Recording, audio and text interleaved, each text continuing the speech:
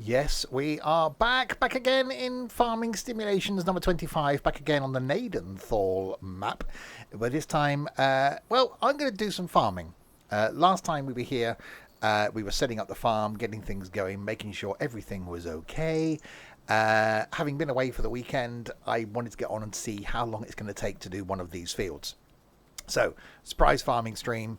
I'm going to jump in a combine and actually do some farming on a field to see how long it takes. That's the plan. This may even end up on YouTube. If it does, hello YouTube. How you doing? Are you okay? It's going out on a day if it does. I've got no idea which one. One of them. There'll be links in the doobly-doo below to where you can get the map. There'll be a link down there to the Twitch page where you can watch live on Twitch 6 days of the week doing all sorts of things, including farming. And a link down there to the Discord server as well. I'll give you a quick look at the overview of the map shortly. But firstly, hello Trent, hello Pina, hello Nico, hello Colin, hi Trent's mum. Yes, so the map is, as I said, Gnadenthal, which last time we set up. We own a few fields. There's been some activity on over the weekend while we've been away. People doing some things, getting used to where things are, getting things going. But I want to try this field we kept driving past the other day, field 37, and see how long it's going to actually take to combine it. It's got canola on it. So I'm going to grab a trailer, grab a harvester, and then go and see what happens. I think I might have to do one lap round first so I can actually get a clear run up and down, but we'll see. We may just still go round and round. There's some equipment been left down here by some fields. My colleagues will clear that up. We've also got a problem with one of the headers, it seems. Maybe we'll try that out later on as well and see if it is a problem with the header or a problem with us. Right, so let's get down from here. I've also realised there's too many farmhouses on the map. Because the spawn point isn't here. I bought some more land, which now means there's 7 more farmhouses. So it spawned you in round the corner in some strange person's house rather than our house. So that I need to address as well.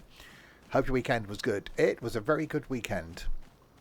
Went to Cleethorpes, went to Scarborough. Slightly disappointed by the Railway Museum due to trains being trains. We never actually got to Shildon on Sunday. Our train, I think, was an hour late, which meant we'd have missed our connection when we already didn't have much time in Shildon. So we had to pull the plug and not go, which is a shame. So I still never got to see a pacer. The return back was an hour late as well. Yeah, which means people would have missed connections, and then we already got back an hour late. So yeah, the right decision. Right, let's get in a tractor anyway. Did I enjoy Scarborough? Yeah, it was alright. Did the tramway thing, the uphill lifty thing, funicular. Right. And yes, it's not a black voucher. There's a shocker. Okay, let's go and grab a trailer.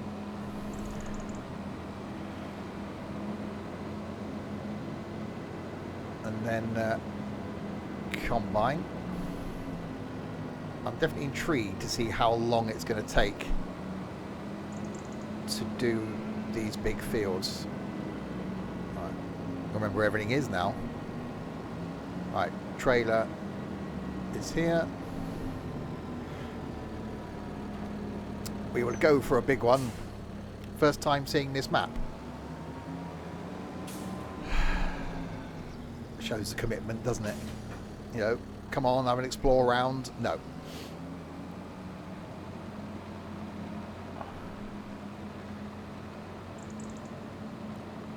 Right. That's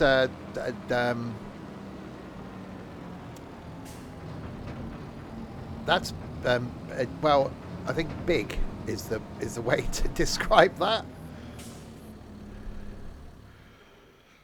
It's certainly a long one. Right, ready to harvest. How's the Jolly Boys outing? It was good. No, it was good. The 4-hour drive home yesterday was interesting. I didn't have a clue where I was going. You're outstanding in your field. Oh, the combines are here, aren't they? I'm running past them going, where are the combines? Oh, they're here.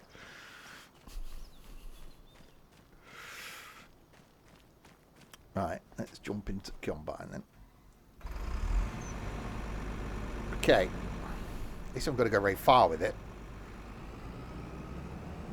Did the small roast there. I didn't have a clue where I was going.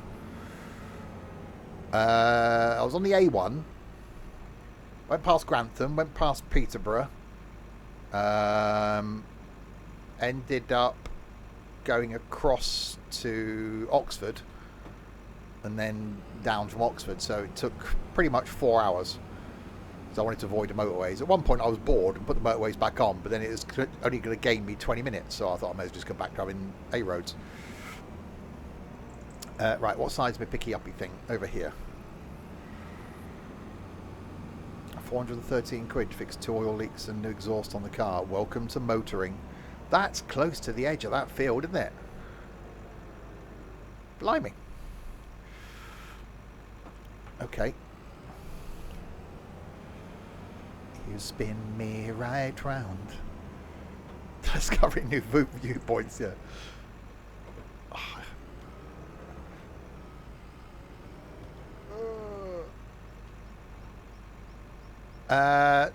No, we ended up, well, on Sunday managed to park in Doncaster okay.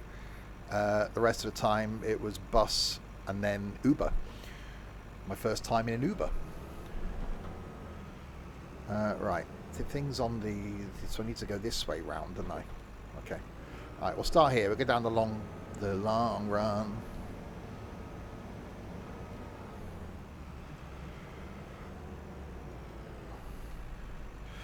Okay, that unfold you.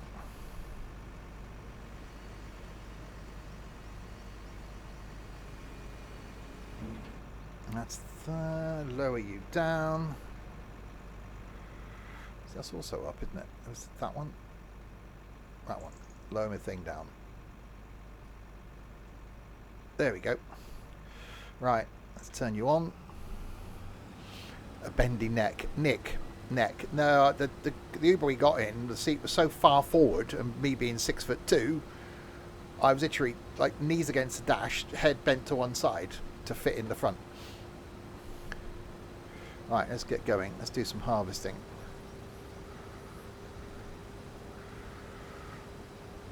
Oh god, we got straw on. Okay, I'm guessing we need the straw.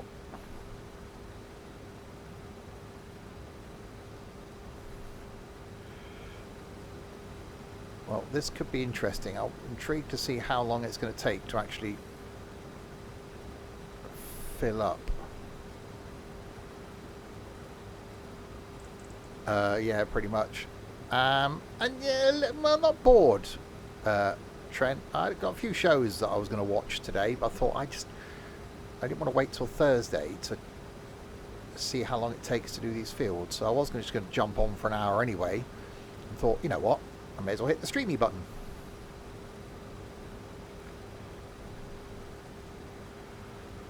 No, back in work tomorrow. I was off all last week. See, I booked today off because I didn't know what time I was going to be getting home last night, so...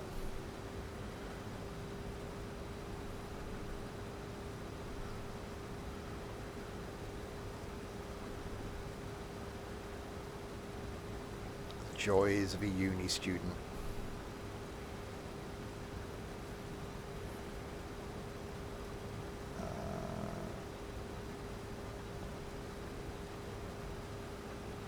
Right, 18%.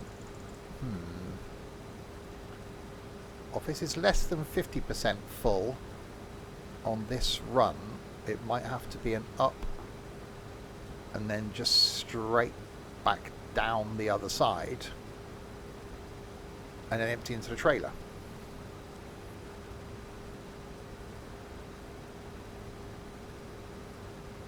%. Actually, I might be able to do the header because we're getting quite close to the shop at the top. These may not be as bad as I thought. I was envisaging, there's a word, spending like 4 or 5 hours going around one of these things harvesting it. And this isn't a big field though.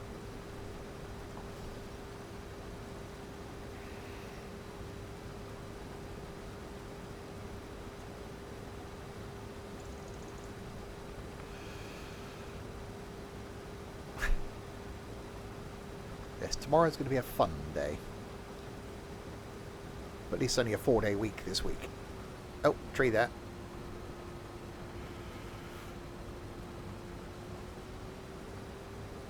Yeah, in a big harvester, I get that. Yeah, 34%. It's going to be close, you know.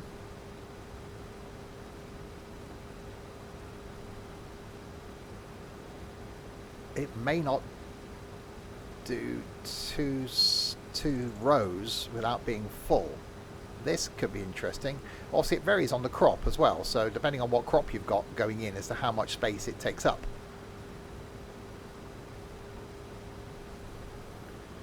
Obviously, I'm intrigued to see all the new crops we got on here, like lavender and poppy and mustard and the other ones.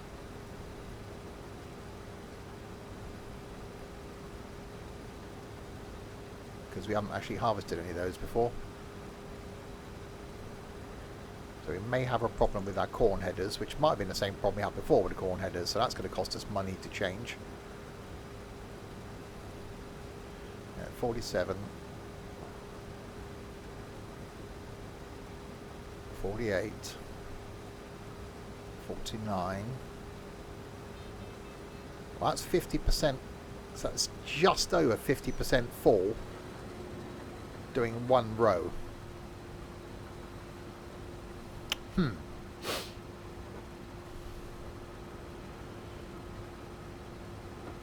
Straight in the way, can't see.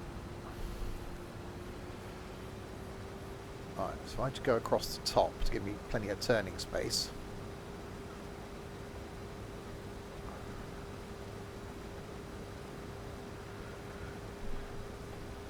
Yeah, I've got to say, after this weekend, I won't be rushing back to the Railway Museum. It didn't seem to be as enjoyable as it was the first time. Obviously, it's different when you, for the first time you go to somewhere, you're paying more attention, aren't you? I don't like the fact that to get to the new hall, you've got to go back outside and go on a wander. Whereas before, they were all connected. So I can see they are going to be building a connection link. But you'd think they'd put some sort of temporary link in. So yeah, not the best. And, you know, although the hotel was fantastic, the pub next door, I think, was the worst food I've ever had in a pub. Worse than Spoons. Breakfast was fine. It was the evening meal. Staff were great. Poor sort of person behind the bar was the only one on the bar. It was a beef eater.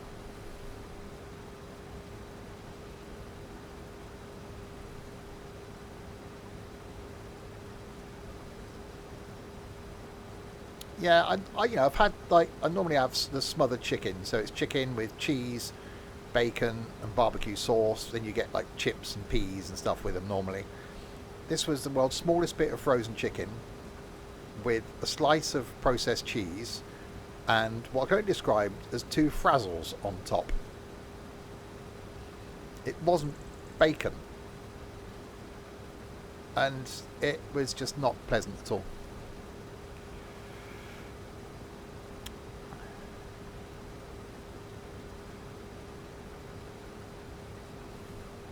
Right, so it's 77% full, so it's certainly not going to get back down to the trailer.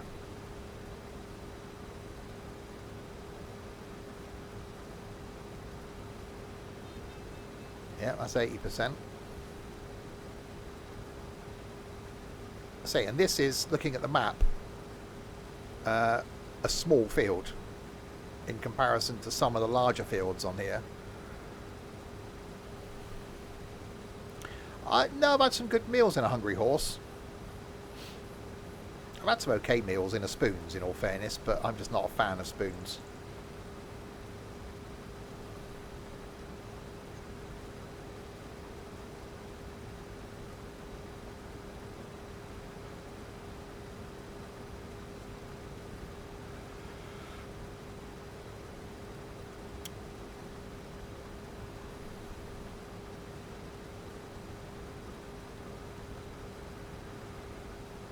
Right, 92. 93. £4 for an all-day brunch. Blimey. Yeah, but you can probably buy a house for that up there.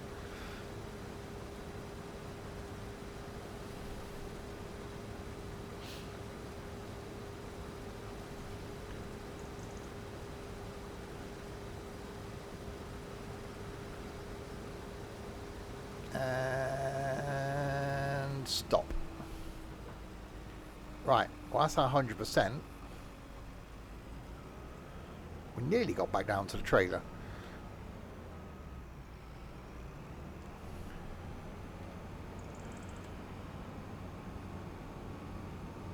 So 20,000 litres of canola.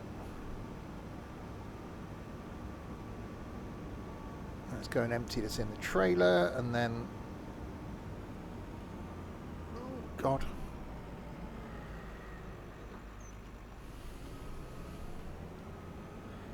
Beep, beep, beep, beep, beep, beep, beep, beep. Warning, this combine is reversing. Oh, there we go. Oh, are you going to actually... Oh, we've got to move something now. Oh, no, road gate. It's just about got in there, though.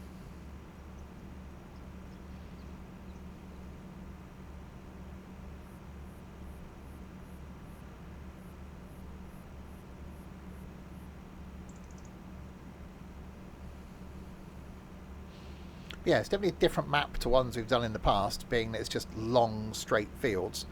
But from a harvesting point of view, a bit easier. I seem to have taken up the road a bit. There's no traffic. That's fine. We've got to allow for Ed, when Ed manages to get on the farm, you know, driving on whatever side of the... I can't turn now. Driving on whatever side of the road he wants. Alright, so what I'll do is I'll go back to this side, start again. Now I can go a full run up and then go back down and carry on the other side and empty again. Then I should be able to get up and down then for... Oh God.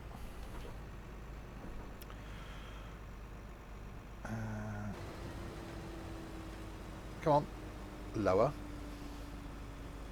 Lower. Thank you. Right, go.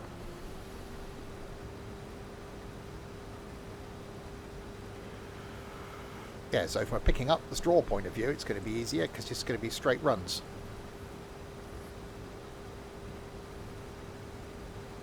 Because it was the pub next to the hotel, so for breakfast we had to go in there, and hindsight now being a wonderful thing, we should have really stayed in York a bit longer and eaten in York. But that's all right. Weekend overall was good. Yeah, well, you pay for breakfast, which is the same price as if you pay for it in the pub next door. It's $10.99 for breakfast.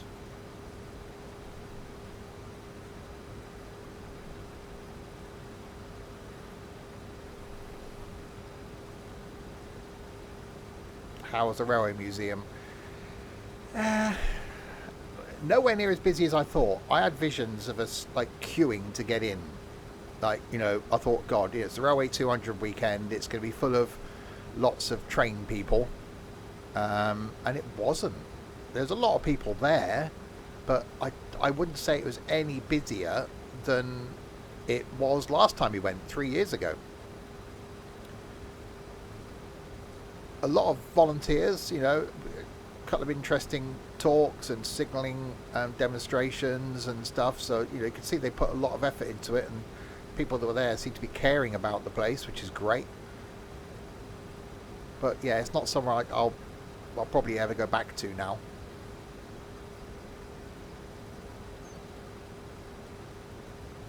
And York, to be honest, just like any other city centre.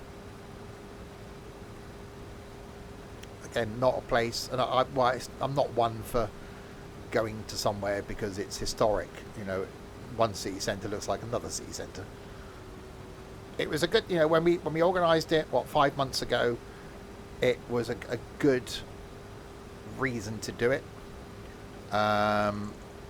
Because we have people in the community that were interested in trains. I thought it was a great place for people to go to. It's a reason to go there. And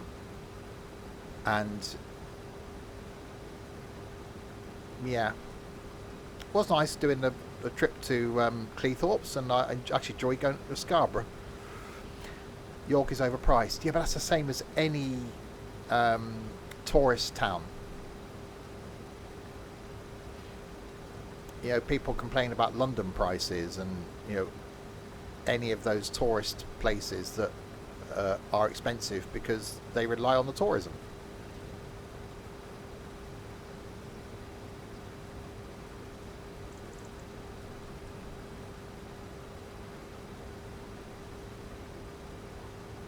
Yeah, actually, the chippy we went to in Cleethorpes, which I think is the world's biggest chip shop, it said, it was really nice. Food was great. The portion sizes are actually too big. I couldn't handle 2 large sausages.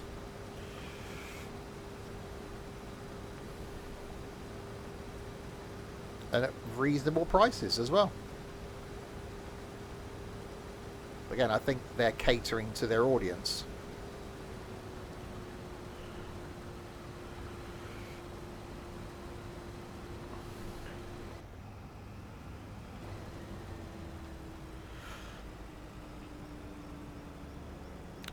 Yeah, university towns are always full of cheap food places, aren't they? So that Spoons are always going to be a cheap place.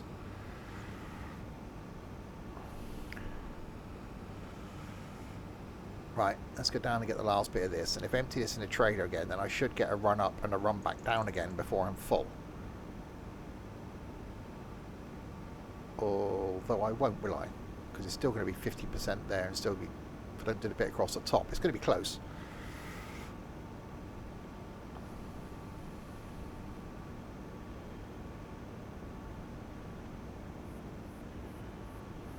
But no, it's good to get away. It's a shame yesterday didn't go as planned with getting to Shildon, but you know, we even had ideas of going, right, when the train does come, we'll get there and get an Uber to save the wait in Darlington. But then the later the train got to get us to Darlington, the less time we would have had to spend at Shildon.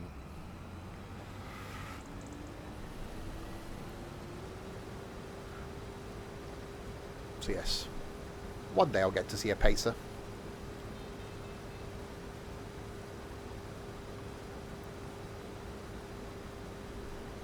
No, it was like 17 quid in an Uber XL.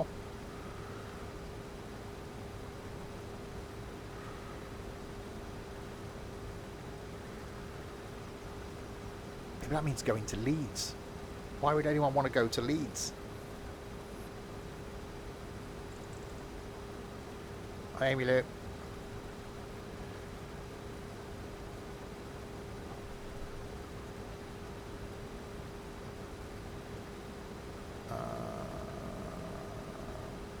Right. So let's dump my load in the trailer.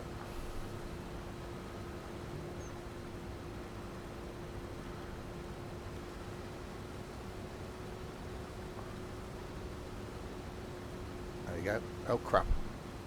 I've harvested a bit.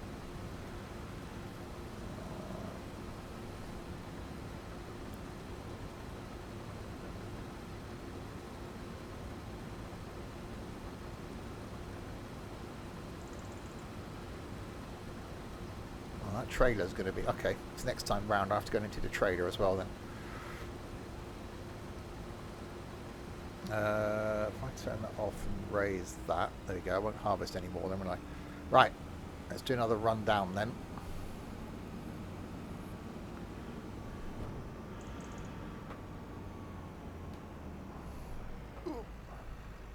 This is certainly easier.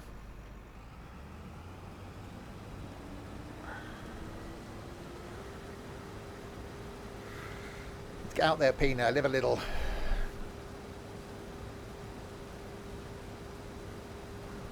Saying this isn't even one of the big fields. It's not the longest. It's not the largest by area.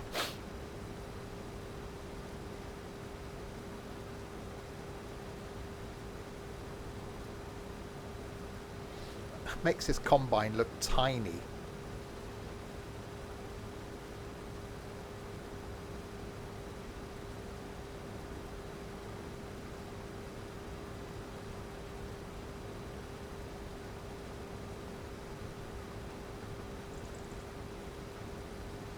Yeah, I may regret having the straw swath on, but we will need the straw for the animals.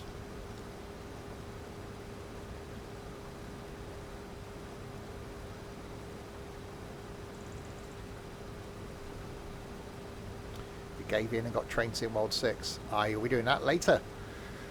I will be back at 6 o'clock tonight to do the Leipzig Dresden.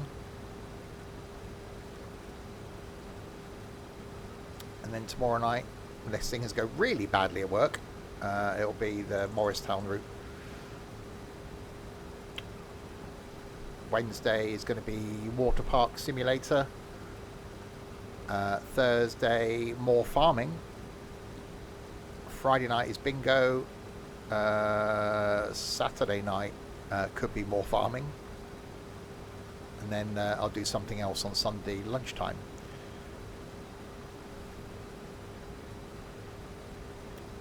I may actually make a change to the amount of streams in a week from next week. I may cancel the Sunday stream.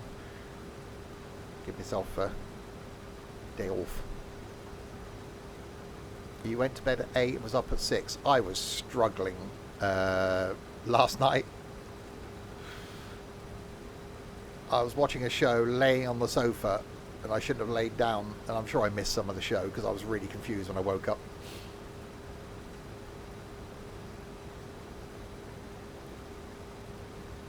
So yeah, I was in bed about 10 to 10 and then woke up at 6:30.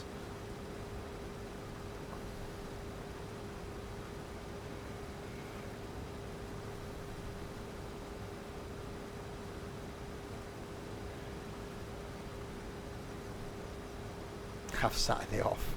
I used to, didn't I? I used to go out and do stuff on a Saturday. I wouldn't be here a lot of Saturdays.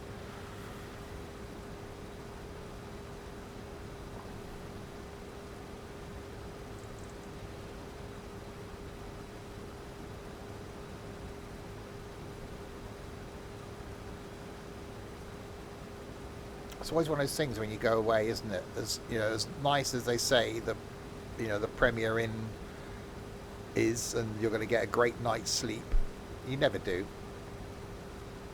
When we went away last year for like 5 nights at the same hotel, I think by about night 3 I was fine, because you get used to the bed and used to your surroundings, but you never sleep well on the first couple of nights away.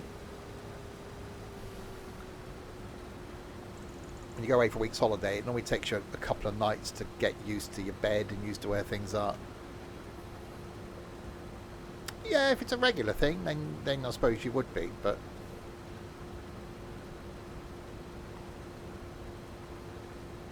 Right, 49% full going up that one side. Can we make it back down to the trailer?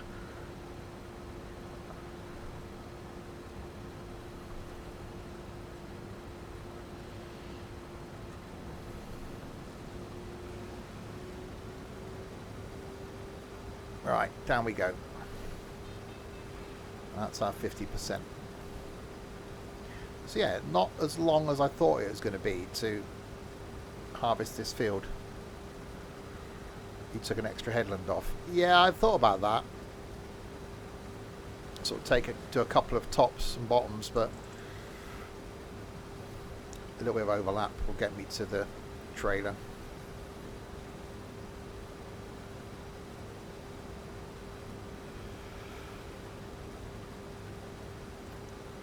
You shouldn't have gone back to uni, Peanut. Should have done the work thing.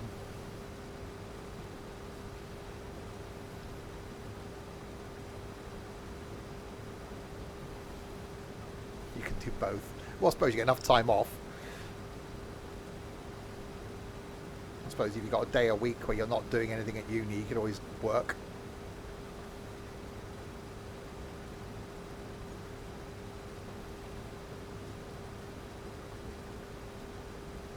See, you're in all day, so 1 and a bit days a week. Oh, so you can work on a Monday, Wednesday, Thursday, Friday, Saturday, Sunday. Or Monday, Thursday, Friday, Saturday, Sunday.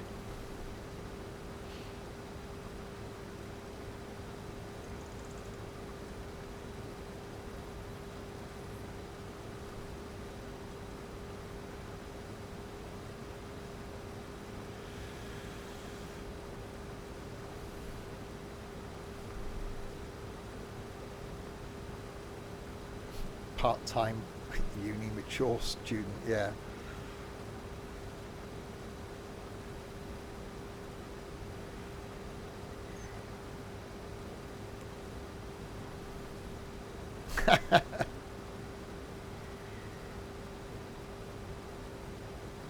Yeah, when I worked at the well-known high street electrical store, we had college lads would come in and do like 5 till 8, and then we'd work Saturdays and Sundays.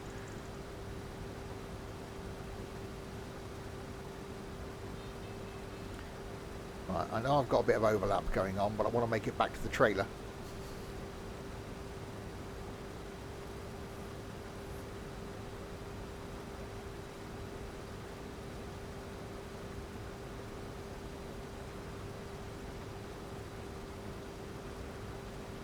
Which I'm going to have to go and empty anyway.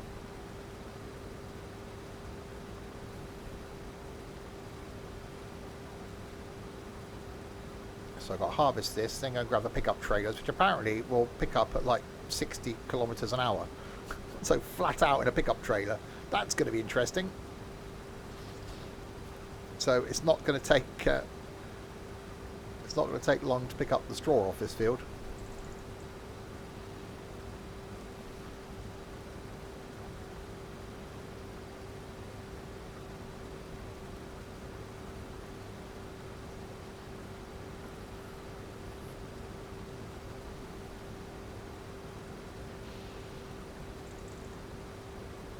Right, made it.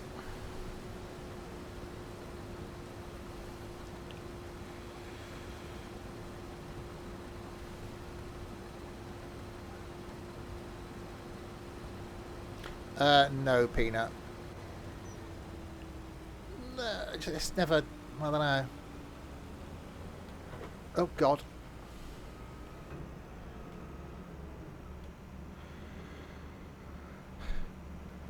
I said, hindsight being a wonderful thing, I look now and do wish I would have maybe gone through with the coach driving or truck driving side of things. Maybe more coach than truck. I think that would have been something I would have been quite content with. I'm currently looking for a career change. That was one of my things I was going to do this afternoon. Watch some shows and do some job hunting. Oh, that trailer's 97% full. Right, we'll see if we can go up and down again. Real life firm bus.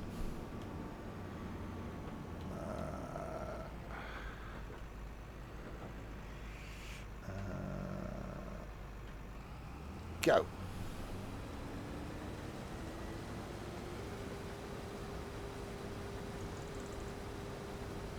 Yeah, so I envisaged like several hours just to harvest this field.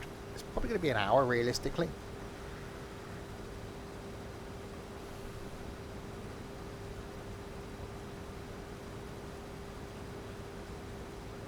So the seeding it's going to take a bit longer.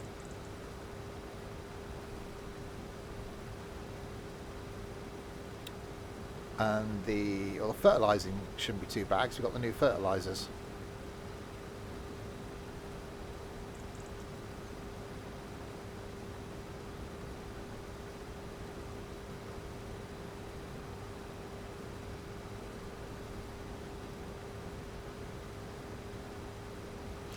Yeah, and I say this isn't even a big field. So field 120 is probably bigger in terms of volume. So we've got a few different sized fields. A few of them were harvested. So I've redone the growth thing. So we need more grass. So you've got plenty of stuff to do. And then start getting the money together to buy more fields. Once we get all the production going again.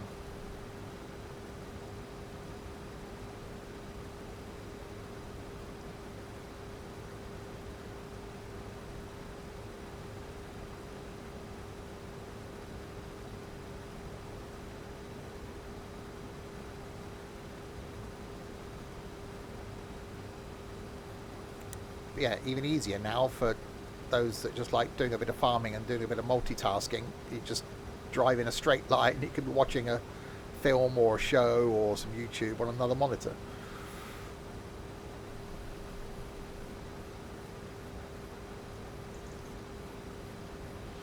Yeah, sounds about right, Chef Lad. I used to follow an American trucker on YouTube that used to do daily vlogs, and he would go out for like sometimes anywhere between 2 and 3 weeks straight, and then he'd go home for like 5 days or a week, and then he'd be back out again. Thing is, it's one of those jobs. I think it's a single man's or woman's career. You've got to be committed enough to go, right, this is what I do. I'm going to be away from home, 5 nights a week or whatever. Even doing day runs with coaches, you're taking a load of tourists, say even from here into London. Well, yeah, okay, it's an 8 o'clock pickup and a 10 o'clock drop off, and then a 5 o'clock pickup and a 7 o'clock drop off. Well, okay, that seems like your day is just driving to London and back, but it's not. Your day starts going to the depot, checking the coach is cleaned, fueling it, checking it over, driving then from wherever the depot is to where those people are early, getting to your destination, and then, in London certainly you could spend a couple of hours driving around trying to find somewhere to park. And if you manage that, then you've got a few hours to chill, and then it's try and get back to the pickup point again, pick everybody up, wait because someone's always going to be late, drop them off, and then go back to the depot, drop the coach off, and then drive home. It's not a normal short day. Oh, that's not too bad, Peanut.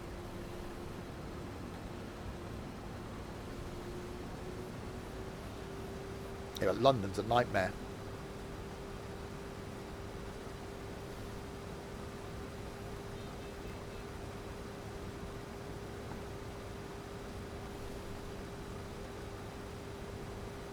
So yeah, maybe not a career in coach driving for me now.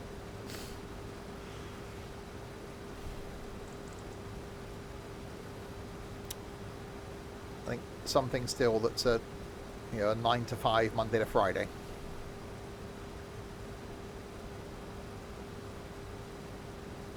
Yeah, bus drivers, because most bus drivers are local to where they're driving. But again, it's one of those things, a bit like any sort of transportation industry, planes, railways, buses, coaches, taxi driver. You've got to be prepared to work, 20 hours, out somewhere over 20 hours of the day, and 7 days a week.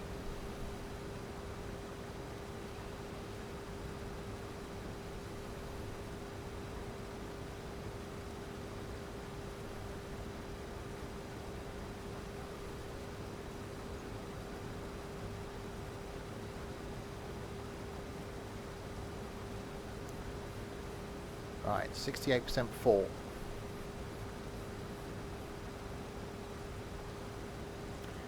Be my carroty, Kerry.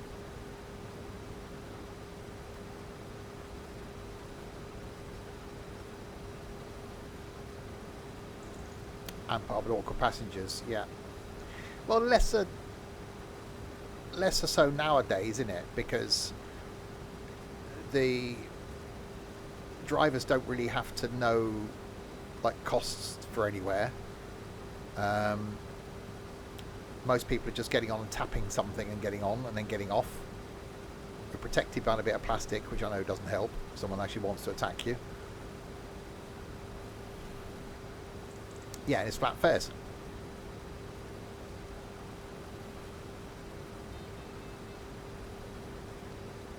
They're not carrying money. I remember, bus drivers would go with a big satchel full of cash.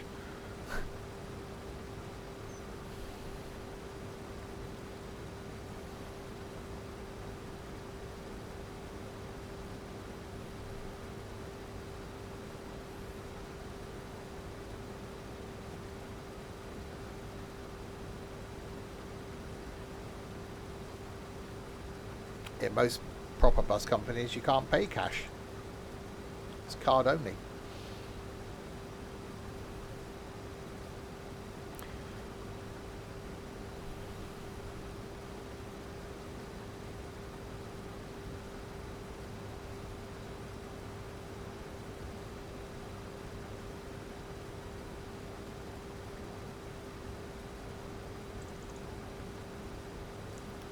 Nowadays, with the whole card thing, you know, it's probably good for the bus companies to know what stops people are getting off at, you know, or on at.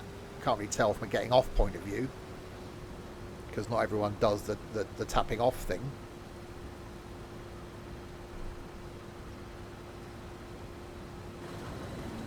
Right, let's go and empty that then.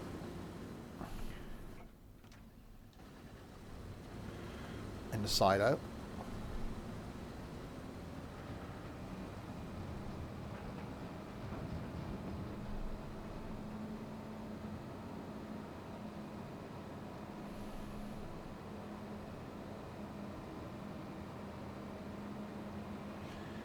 Yeah, the first time I came across that was in Birmingham, where you had the little thing where you dropped the money in.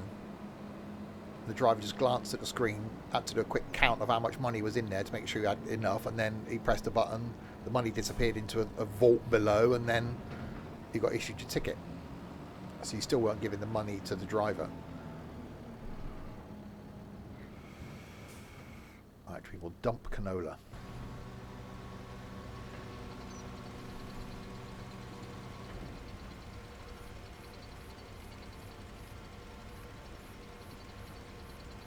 Remember my family came down here from Birmingham when they was young and went on the Swindon bus for the first time, and his response was, "Where'd you put your money? Did you give it to the driver?" It was like, oh, because it's so used to just dropping it in a little slot.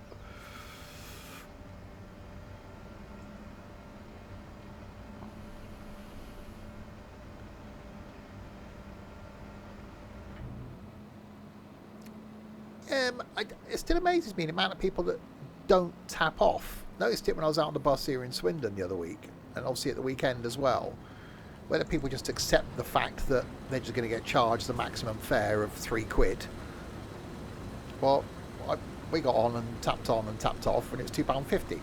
So if you're getting a bus a lot, that 50p extra every time is going to make a difference, isn't it?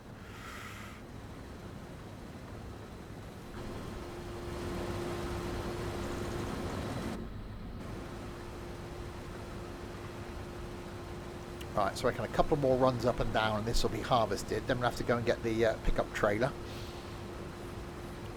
and give that a go.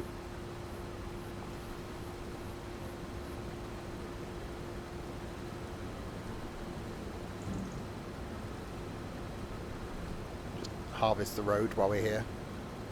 Fine. Yeah, if you're doing a journey that is going to be £3, then you just get off, don't you?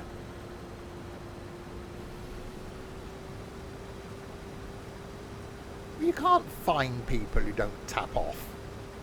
The bus company benefits because you'll get more money.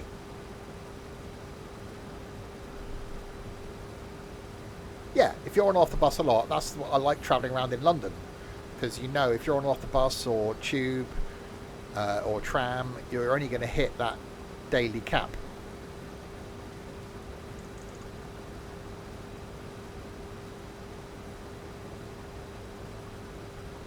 Again, it's their fault. If you don't tap off, it's the passenger that's out of pocket. The bus company wins because you're just charging, you know, full fare.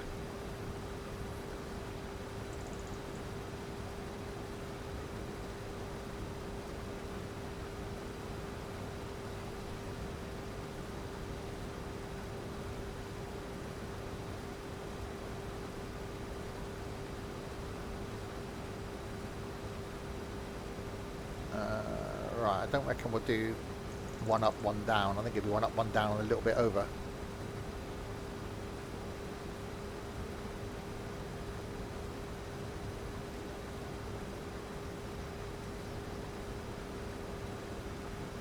Yeah, if it was, you know, tap on and then no, you can't tap off and then no, see, there's no way you can do it from tap. You can't force people to.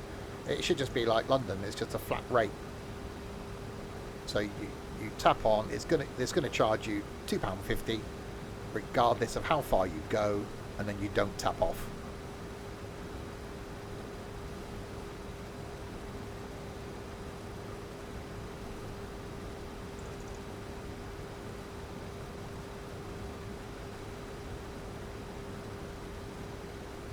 Thing is, it's an extra cost of technology, isn't it? It's not a simple thing.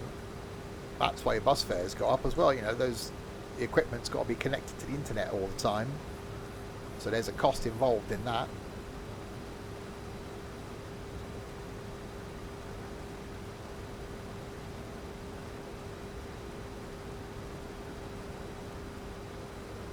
Yeah.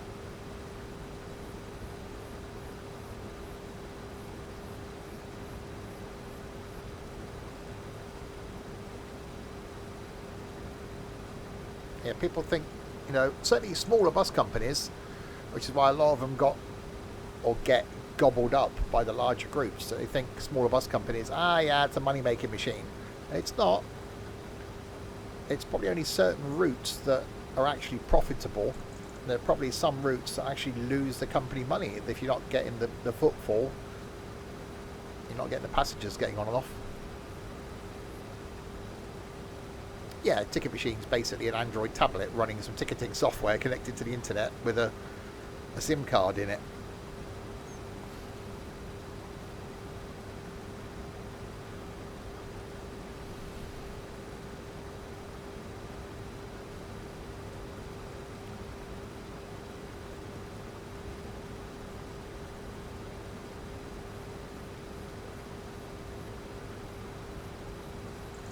Right, 46, 47%.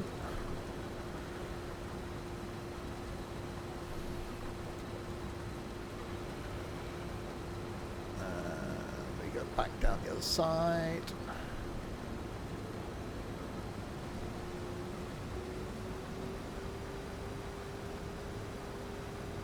Have to come back up for a really small little strip. Oh well.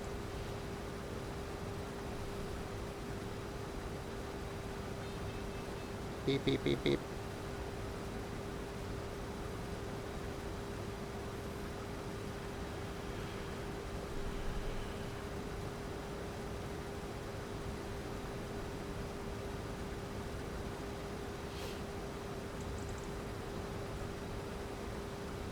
Yeah, without the overlap, I'd have probably got this in one less pass.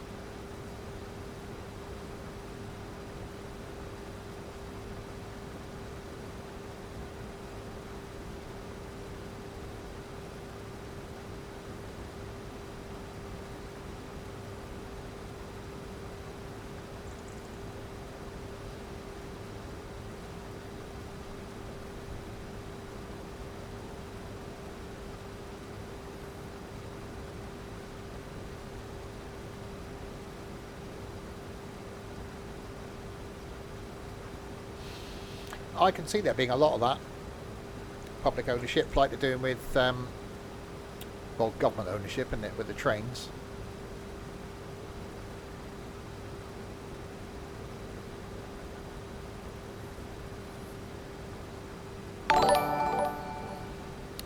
UOE Gaming. Thank you. Welcome.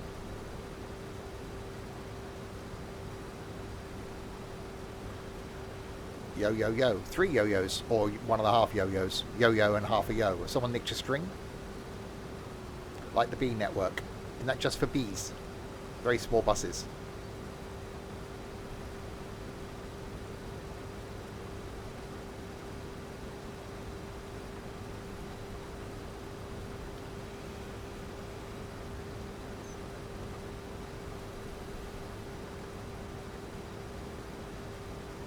Right, so get down here.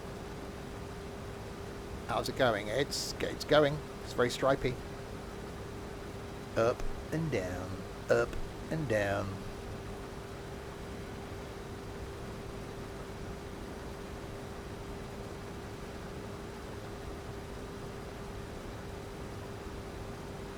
So empty this in, run back up, get that last little bit, empty that in, put the combine back, go and grab the pickup trailer, That was a Venga Boys song. 3 points to Colin.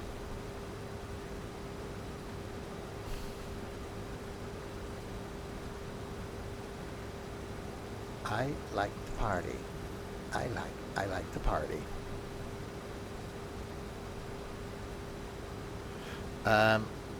What goes up must come down. Not necessarily.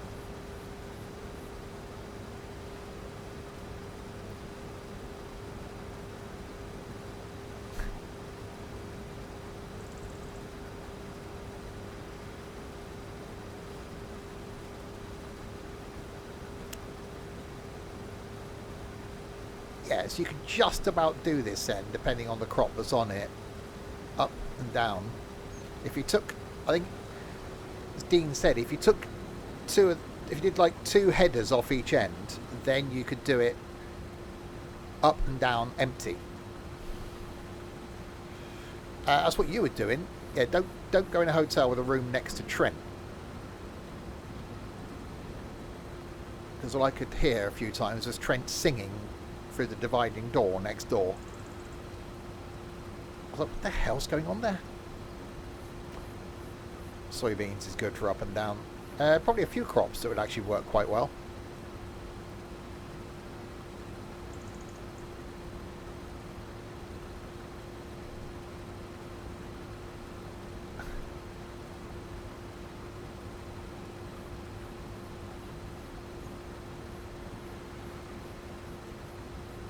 Right, let's go and grab that last little stripe.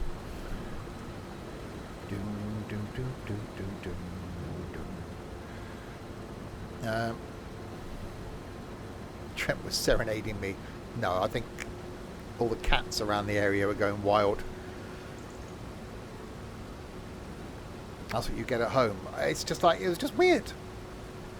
I tried to record him early in the morning through the door, but it stopped.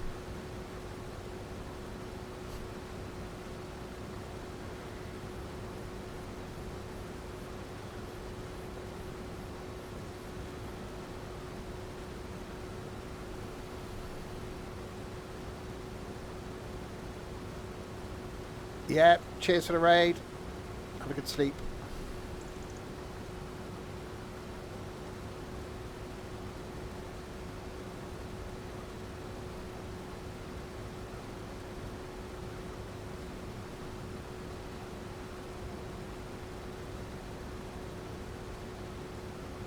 So about an hour to harvest it.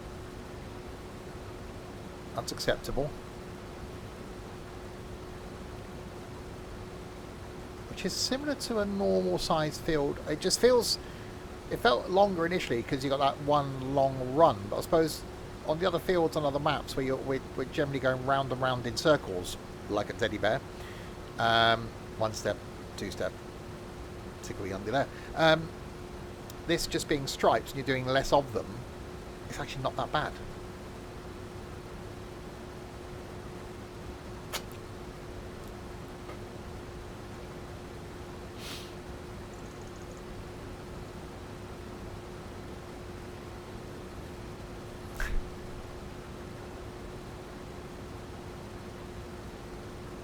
Oh, no. Okay. We had a Build-A-Bear incident when we were out. It was one of those, I almost felt like Trent was giving me the look to go, shut up.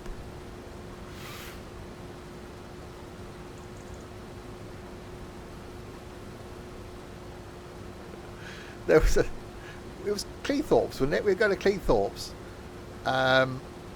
And there was a couple sat next to us on the train.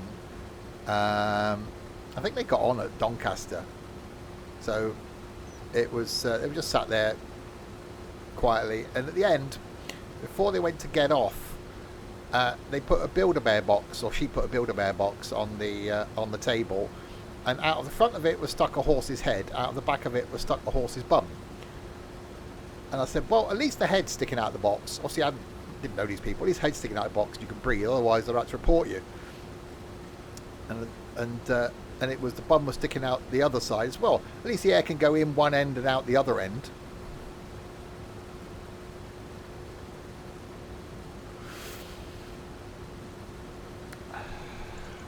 Yeah, don't go out in public with me.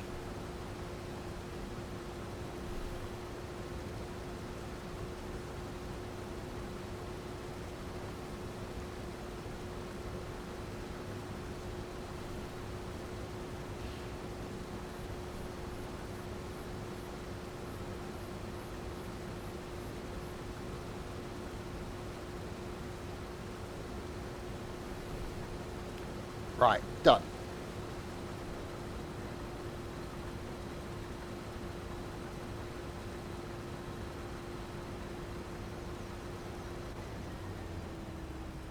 Okay. Yeah, so harvesting, well, under an hour to harvest that. That's not bad going considering the size of the field.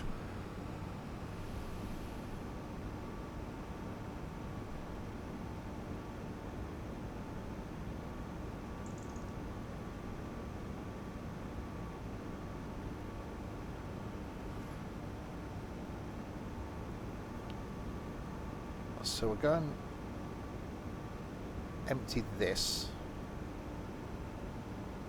clean the combine, take it back, then go and empty that into the silo, grab a pickup trailer and pick up the straw.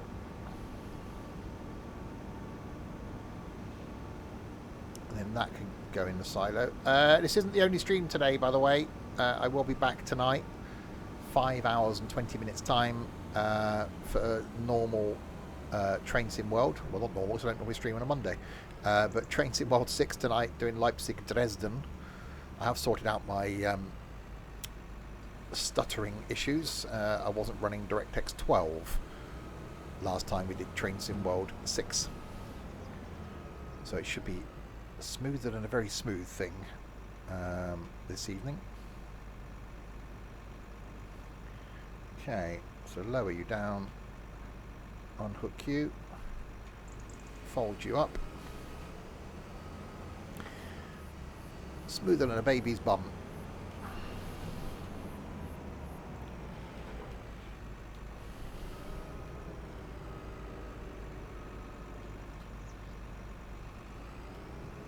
Right.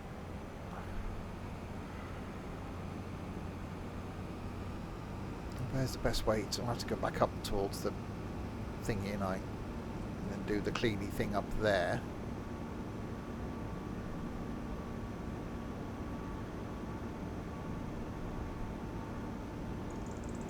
Depends where the pressure washers are.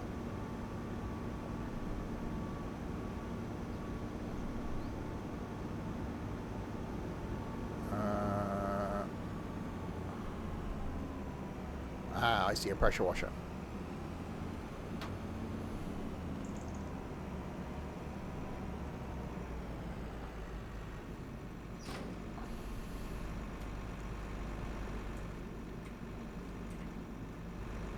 Clean.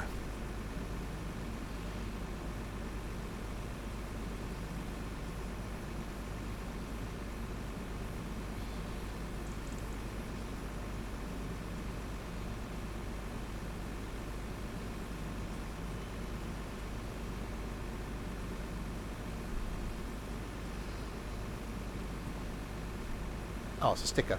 I was thinking that was dirt. It's a sticker.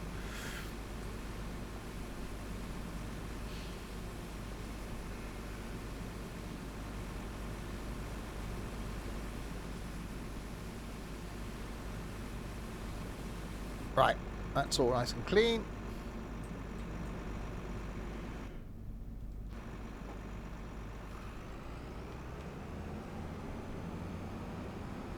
Let's go and plonk this away.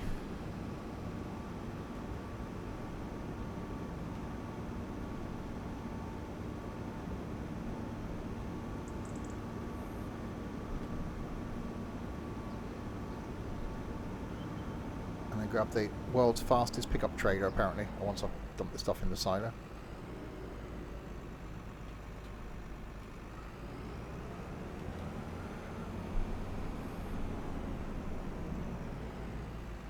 So where's the corn? Oh, this must be the corn header that's out on the field.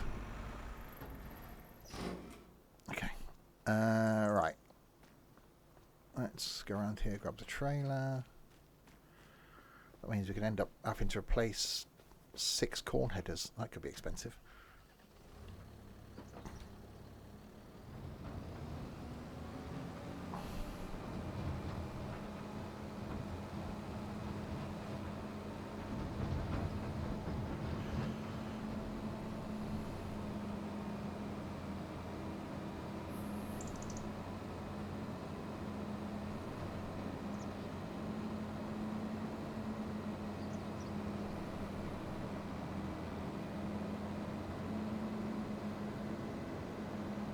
Right, into here.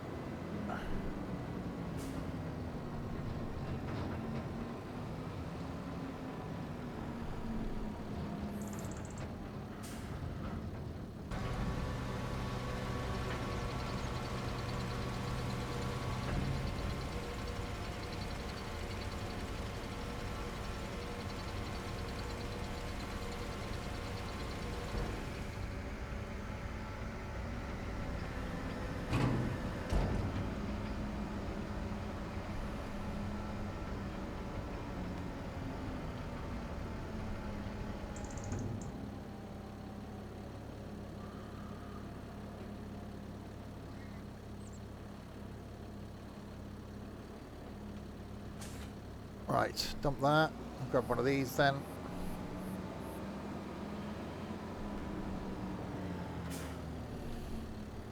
Let's see how this goes.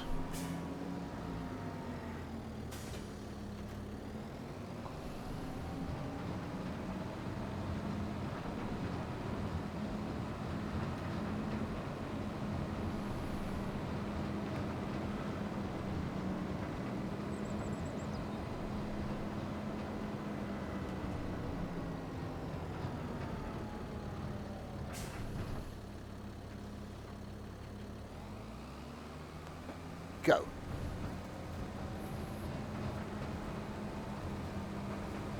Holy crap. Okay, that's quick.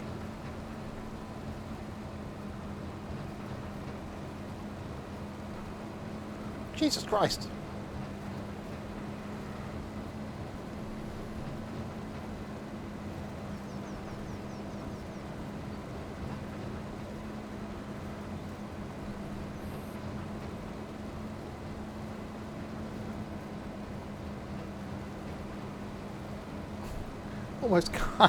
Almost can't keep up with the speed.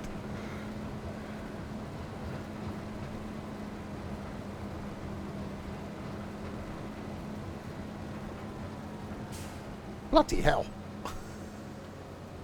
Okay. That was quicker than I thought it was gonna be.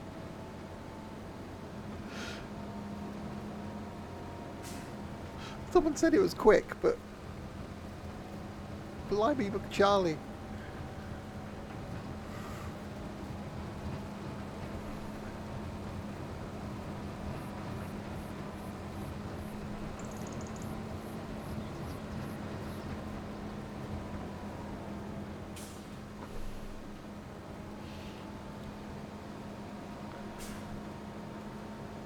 Right, I'm gonna go. Oh God, reversing.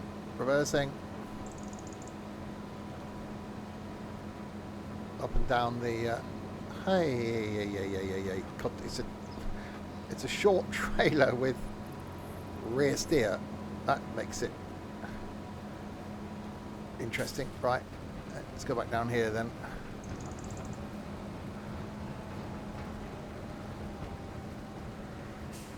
Let's go back over that.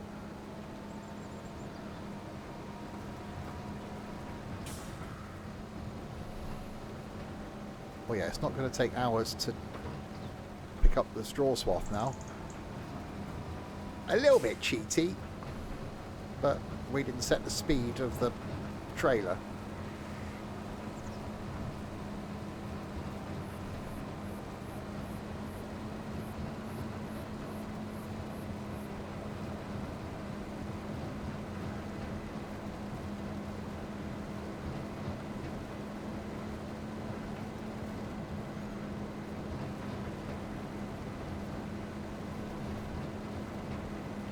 Blimey, that is definitely making quick work of picking that up.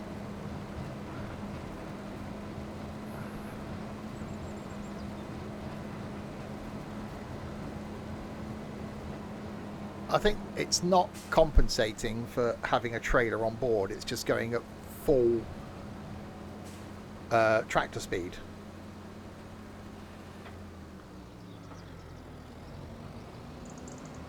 So in reality, what you would do, I suppose, is set your cruise slower, but it's running at line speed, yeah.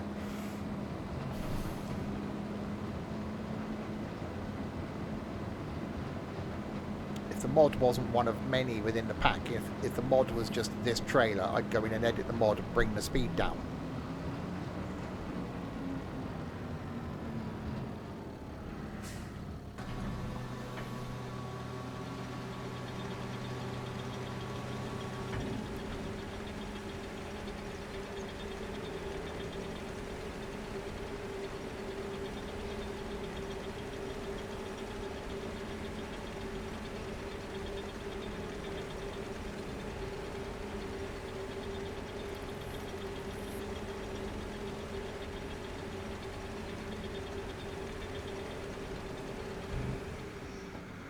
A lot of straw.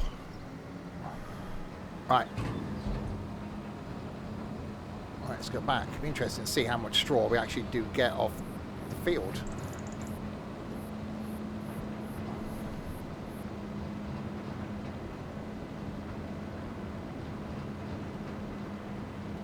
That was 127,000. Well, no, because there was none in the silo, so we'll look and see at the end. There's probably 1 million litres of straw on here. Oh, God. Bouncy. Go.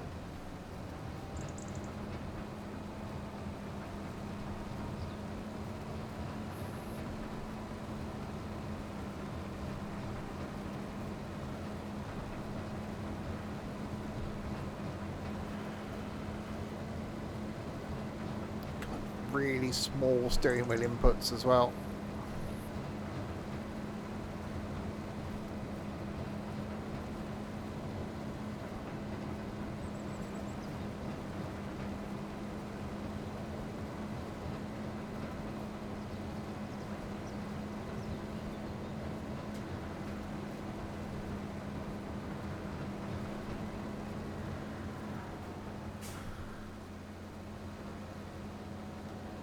Hell. Yeah, it's not a long time thing now picking up the straw from the field. It's not like, oh crap, I've accidentally turned straw swath on.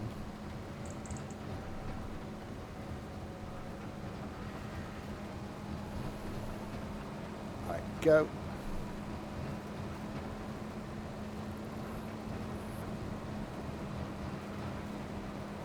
It's literally going to be 10 minutes to pick up all the straw.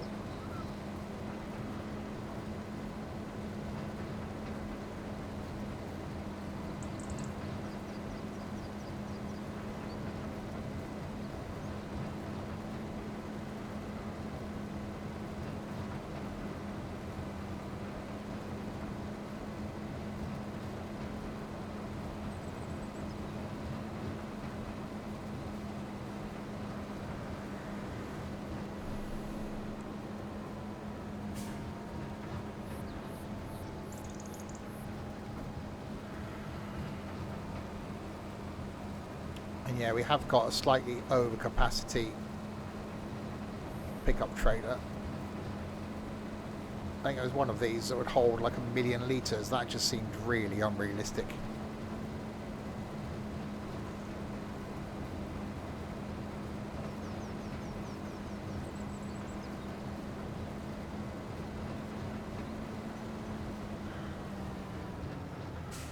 Right, I'll dump this in the silo.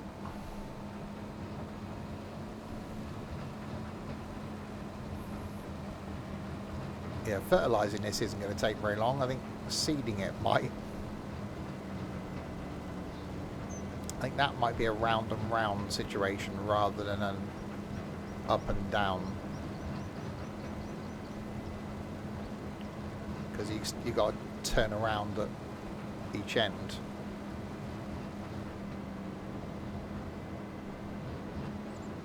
But fast enough over there, you take off.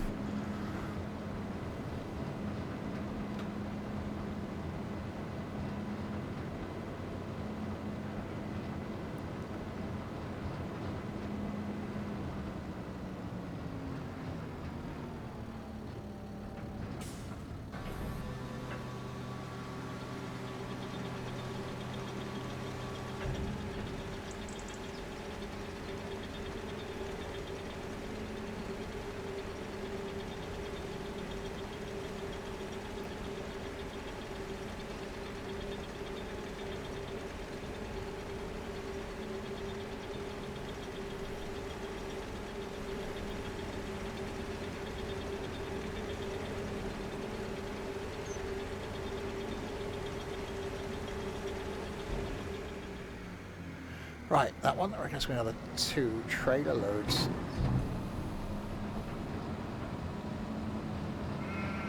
Mare to you as well.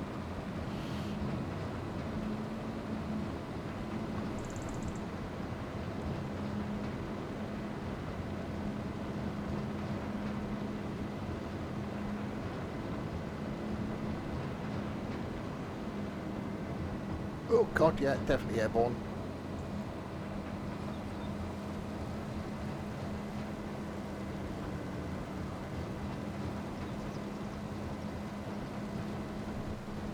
So field 36 as next door is actually longer than this because it hasn't got the shop at the end of it.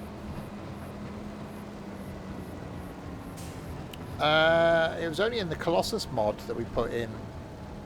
I think it suits, I think on another map where you had smaller fields or fields that were going round and round, I don't think you could have done this. I think these trailers only work at this speed because it's a straight run. So it is slightly cheaty.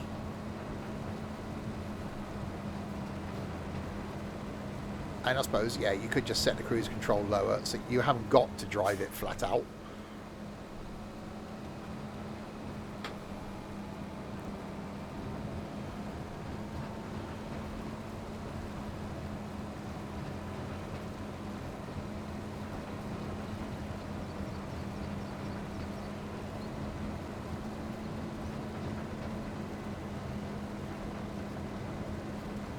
It's definitely a struggle trying to keep it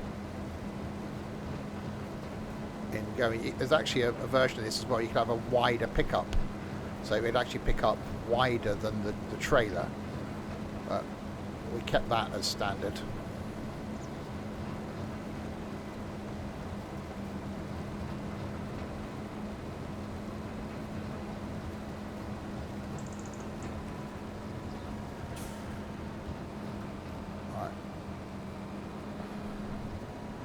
Yeah, certainly makes short work of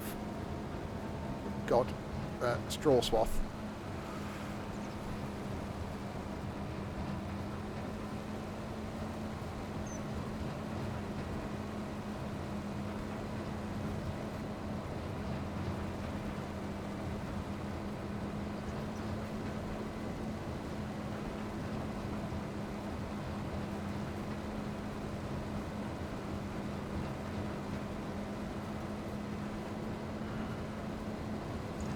Blimey, you really have to concentrate as well.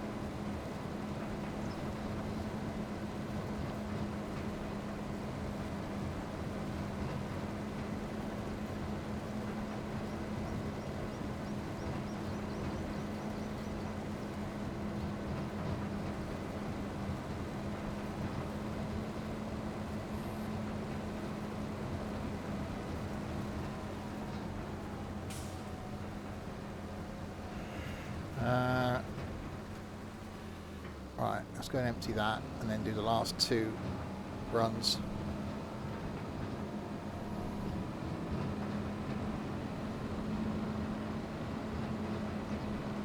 It's still going to be a case of having to go back and forth to the silo when you're on bigger fields further away.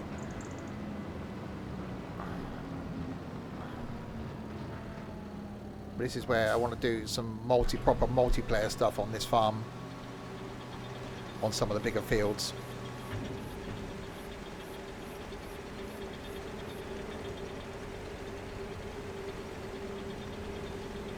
Where at that point this might be a bit cheaty.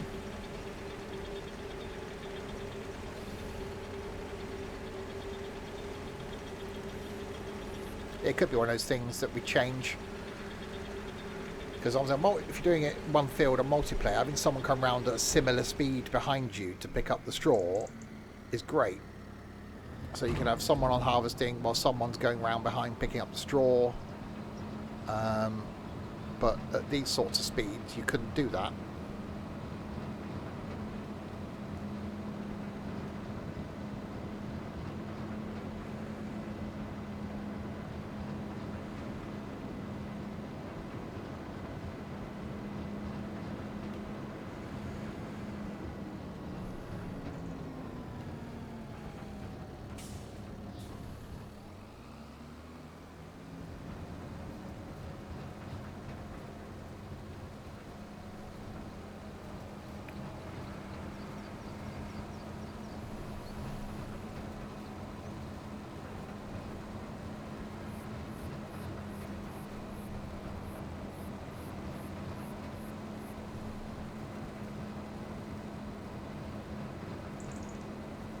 Alright, so get this picked up. What we've got to then do is fertilise it, seed it, roll it, fertilise it. And yeah, I know I've missed bits. I'm trying to keep it in one straight line.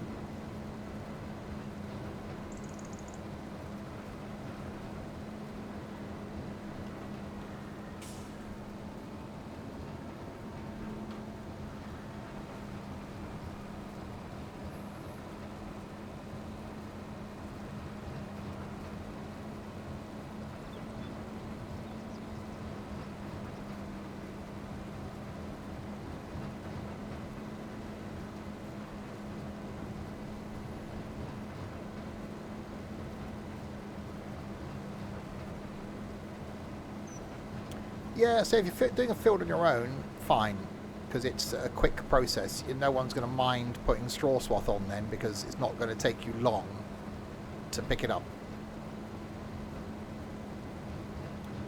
But whether we just get, I don't know, maybe a normal pickup trailer for when we're doing it in multiplayer. So maybe we get one that's got the normal slow speed. Have a look. I don't want to look to see if I can tweak the speed, but that might not be a bad idea, because we are gaining in the fact that it's got double capacity.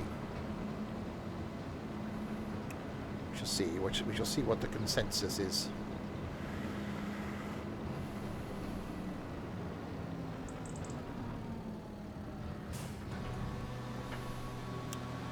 So what's that going to be? 525,000 litres of straw off that one field.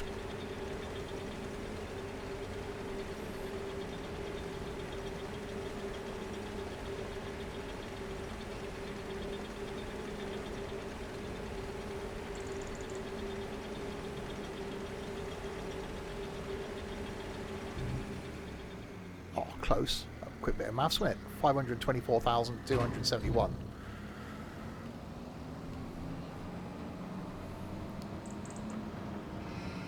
Bah.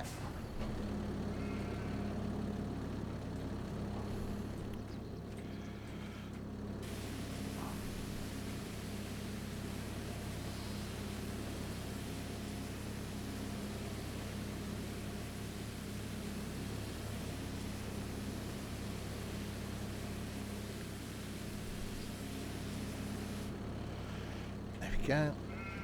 Bah. Do like my brightly coloured tractor. Right, let's go and pop this back and grab a fertiliser.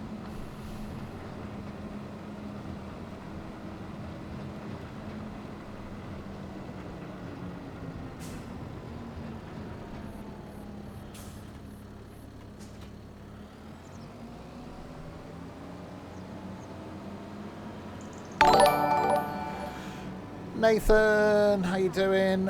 7 of the months. Thank you very much indeed for that.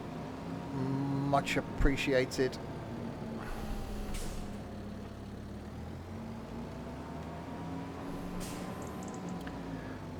Reminds you of a well-known animal we used to have. What, sheep?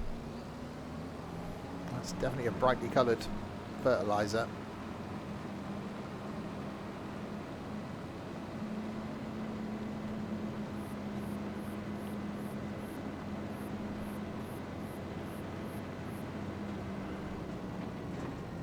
I like the fact my weight leapt up in the air as well then, so the weight's got suspension on it.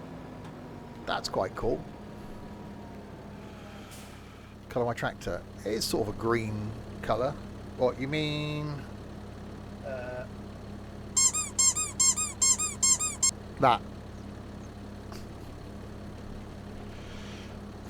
Sort of greeny, yellowy tint to it.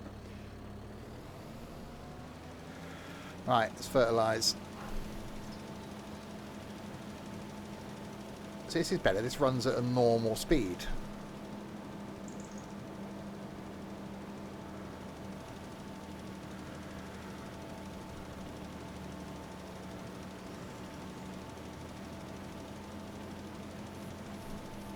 Almost slow. You're whipping up the field at like 30 mile an hour picking up straw. All of a sudden you're down to 15 mile an hour.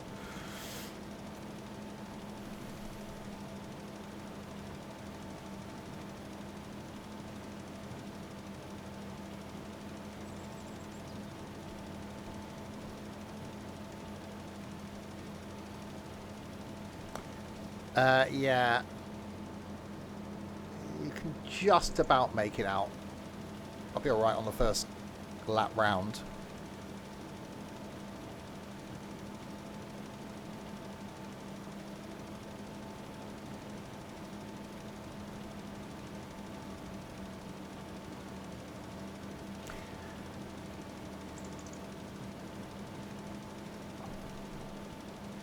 Who are you kissing? No one for a while. I was going to say, this could be the first of 3 farming streams this week. Farming today, farming on Thursday, and then Saturday night. And having seen there's an update for ships at sea, I think that might have to be back on the agenda. There's now passengers you can carry, and they've changed the mooring so you can have more than one person mooring at a time, and I think in certain places you're not restricted to just mooring at the dock, so that's going to be better.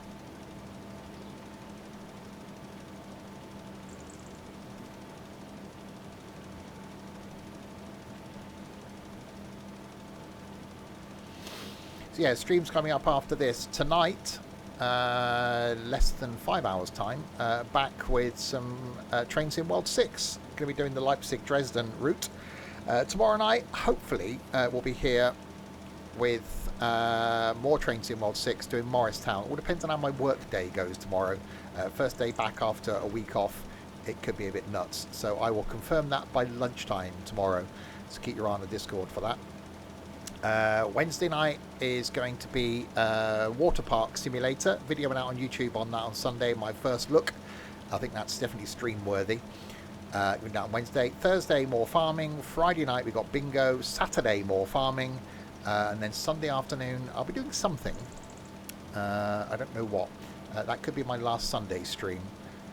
I may then start taking Sundays off.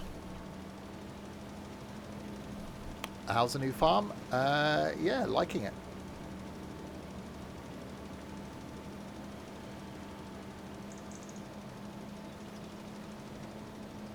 Right, yeah, so seeing I'll just take a rough guess and go up here. Great, I've got Sundays off and you're pulling it. Just an idea at the moment.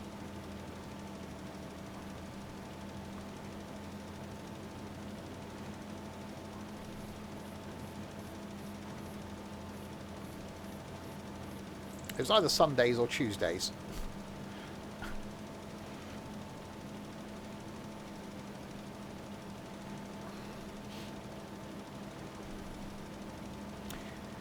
Yeah, I didn't get on with the GPS thing. I just quite happily just drive in a straight line. Bit of overlap, it's fine. Any particular reason? In case I decide to try and get out of the house more. It means I can have a day where I can get up on a Sunday and go off walking or somewhere, or I wanted to start doing some stuff around the house now, some decorating, some stuff. It gives me a whole day.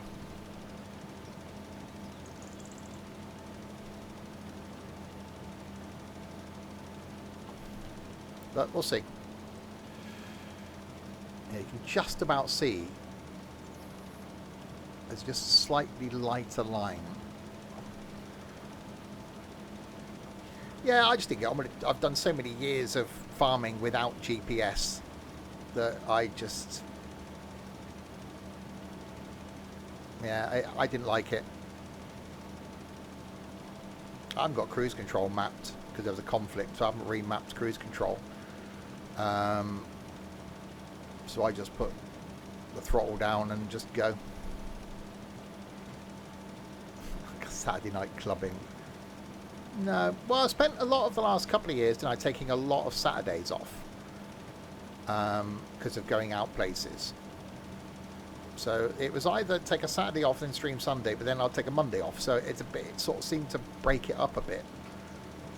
So I thought, well, Sunday lunchtime stream, people sort of dip in and dip out. Not everyone's around.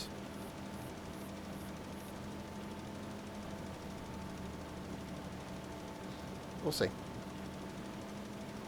Right, let's see how this looks from a fertilising point of view on the map. Putting it down the bottom here.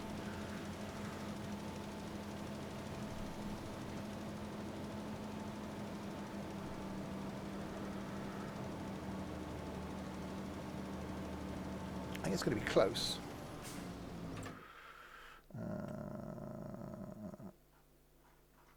One stripe right down the middle. Typical. So I've got to go.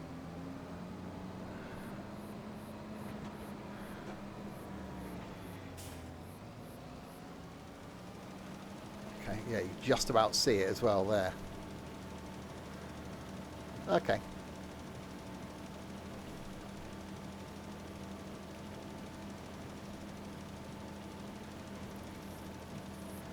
Less overlap, I would have got that.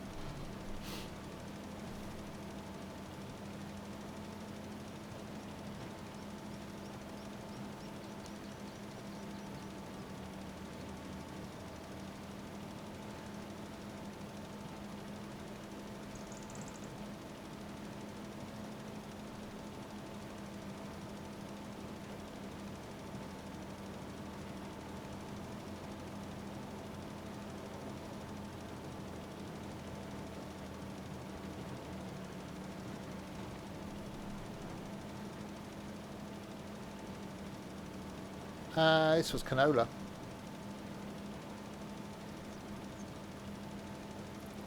There's no difficulty in the new crops, it's just knowing which header. And I think they're all pretty much, apart from, there's one of them or two of them that are grasses. The rest of them are just using the normal combine header.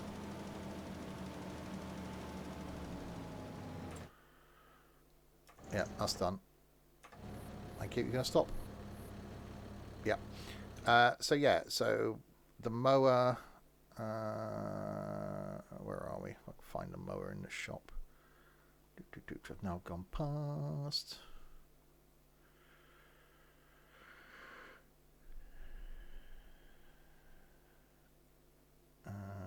Where's the... I've just gone past it again. pretty rubbish, aren't they? Harvesters, harvesters. Mowers, there we go.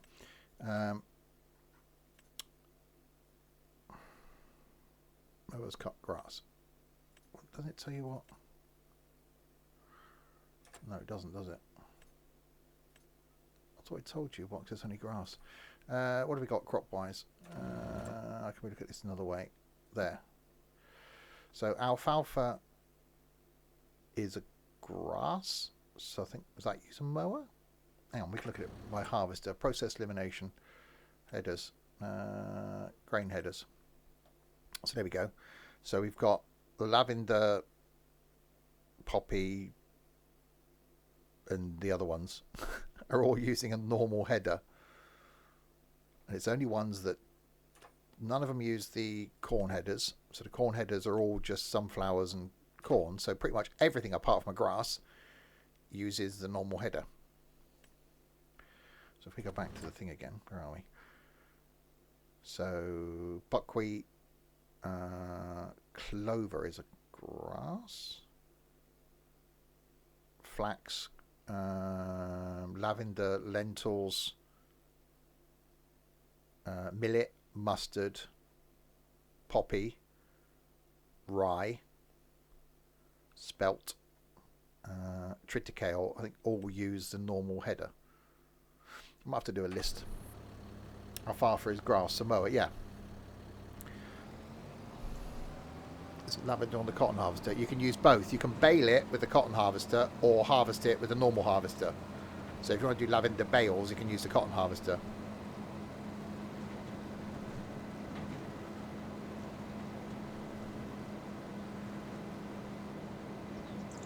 Right, anyway, that's fertilised.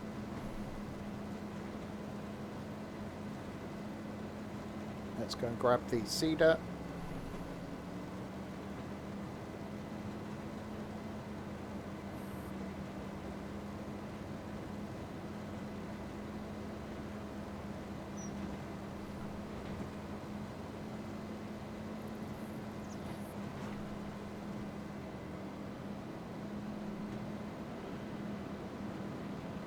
So plonk this back.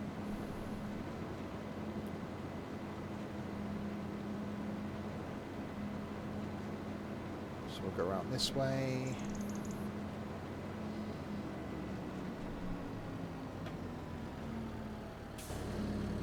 Clean it so I don't get accused of not cleaning it. It's very shiny. Bah.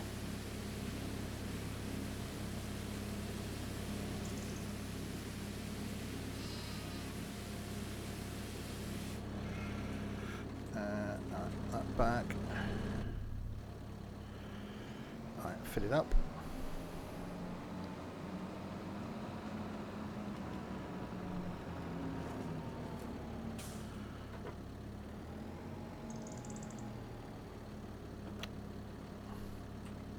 Hello.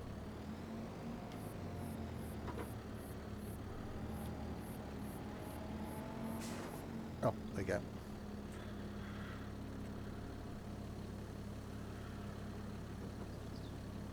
Done. I was slightly driving into a tree.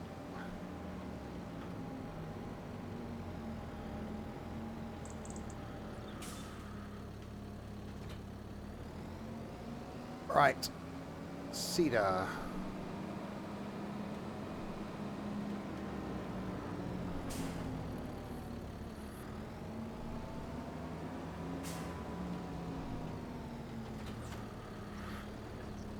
Right, on wheat.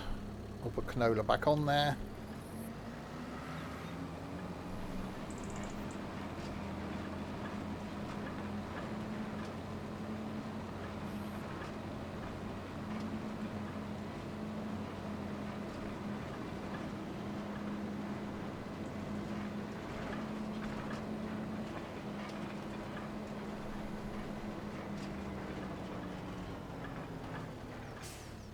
Might unfold my thing.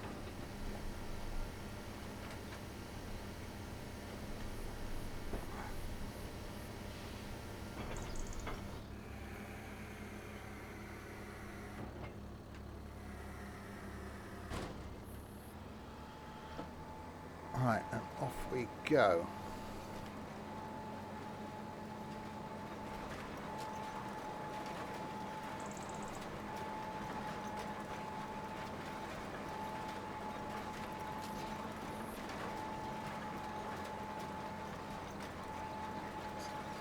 Definitely close to the edge of the field.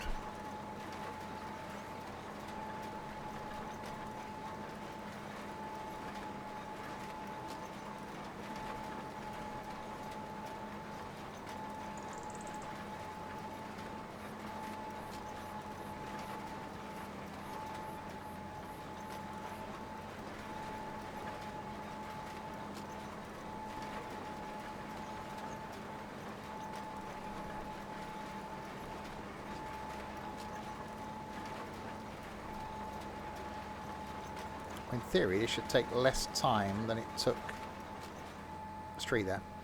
That it took to harvest it, because you're not. Yes, instead of tree there, because you're not going to empty the harvester. There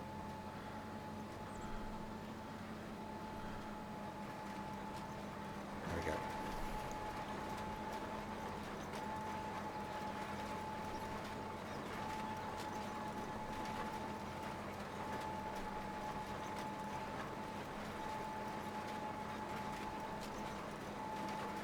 Yeah, so I do want to try some of the new crops this week as well. I think we got a couple of them around, so maybe on Thursday's stream, we'll see if we can get a couple of us on one of the fields and harvest the new crops. They've done it exactly the same way, just it'll look different. Really? The downside to putting trees right next to the edge of a field.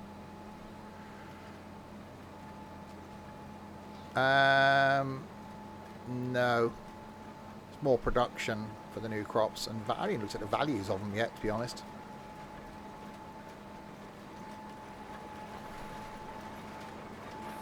There's lavender and poppies and millet.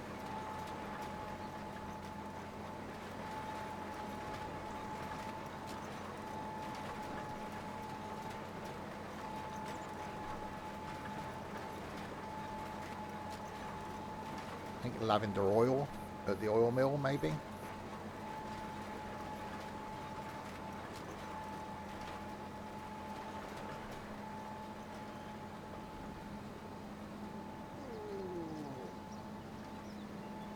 Twiddle, twiddle, twiddle.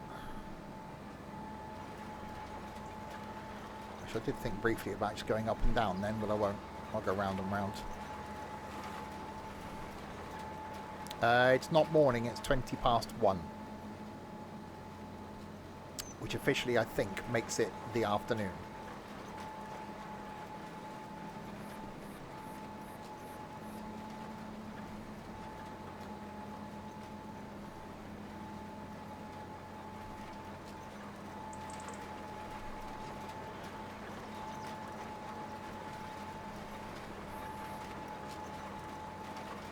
Yeah, so there's loads of gap this side of the field, but not a lot of gap the other side. Can't even join those fields together because of the trees. Be a major forestry effort, which there isn't any forestry on this map. I think it's the first map we've been on in Farm Sim where there's no trees to cut down. Not that we do forestry anymore anyway.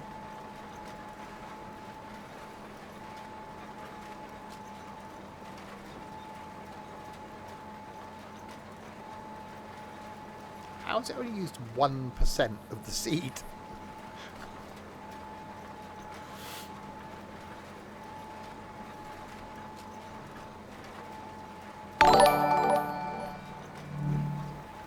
Two more months and I get Alaska Flag Turbo Edition. How very 1980s, the Turbo Edition. 46 months. Thank you very much. What's your name? Russell. Derek. Kirby, whatever your name is this week. Dave. Alright, Dave?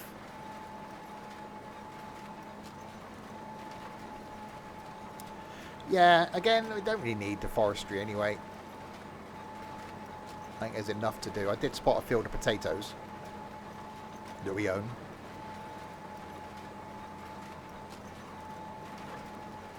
Yeah, I do need to delete some of the other farmhouses because there's 7 farmhouses now. So I need to remove them. Otherwise, because the spawning point's some random person's house.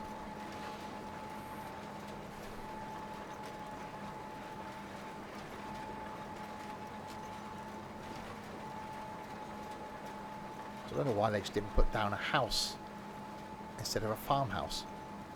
But, you know, minor niggles.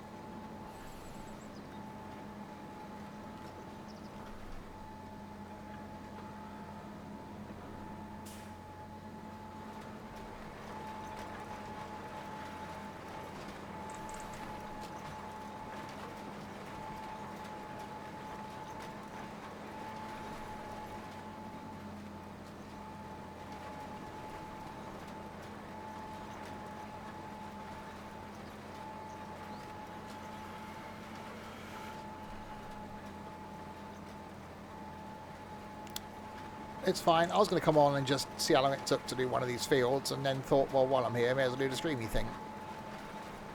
So literally, as soon as I finish doing this field, I shall be gone.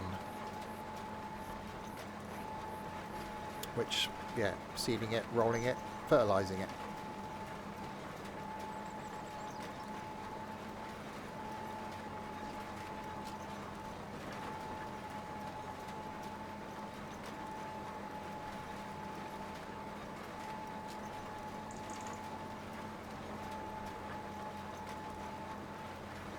We've got grass. Field 44 is grass. Again, that's grown. 3 of the little fields are grass. I put wheat on somewhere as well. So we need to try and get the money up now then, really, to buy some more fields. It's maybe like field 43 or like 26 you could turn into grass, so you have one big grass area.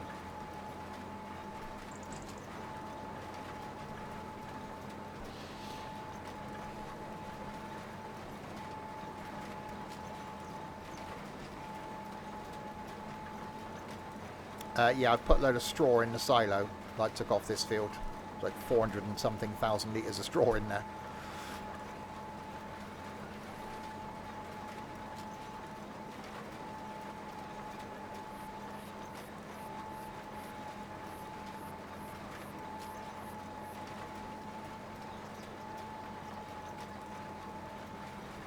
So yeah, it's going to take a little while to get things going. Certainly because this is still the first farming day.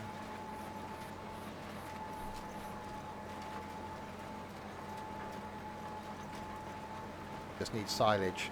The farm production will turn hay into silage. And will turn grass into hay. Or we can do bunker silo. I don't know what we got in the farm production. Let me stop for a second. Farm production.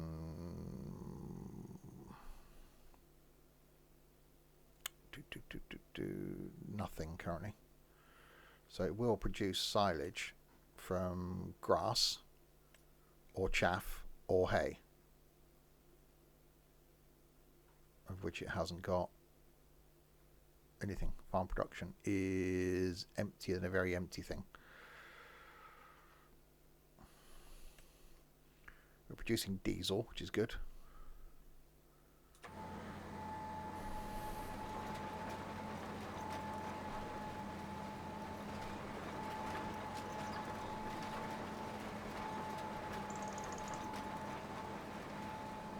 Yeah, so silage gets made in the farm production.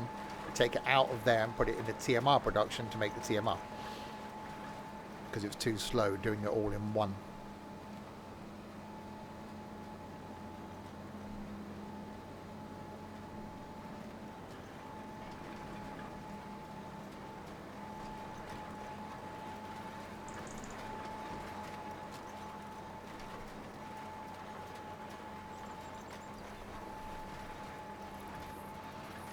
Yeah, I wasn't sure if I'd like just the up and down fields.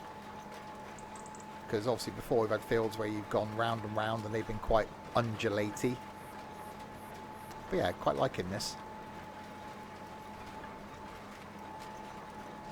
I did think initially it was a farm that we may not be on for very long, but I don't know. I think it's going to take us a little bit of a while to get things going.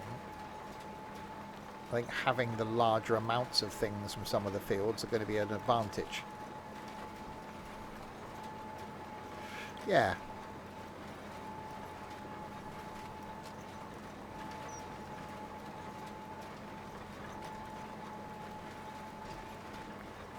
I think it lends itself to multiplayer.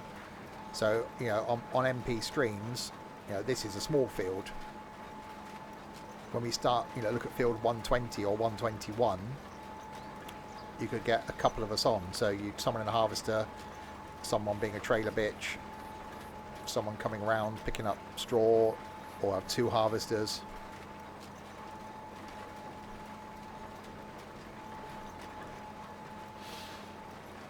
Yeah, I think as Richard said, we need more grass fields. That's fine. So we need money.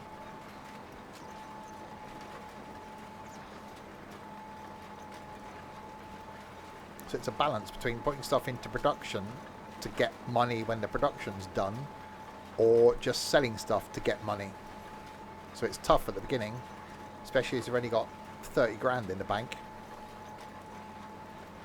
And potentially, as soon as that reaches midnight, we could be in a minus. So we almost need to sell some stuff.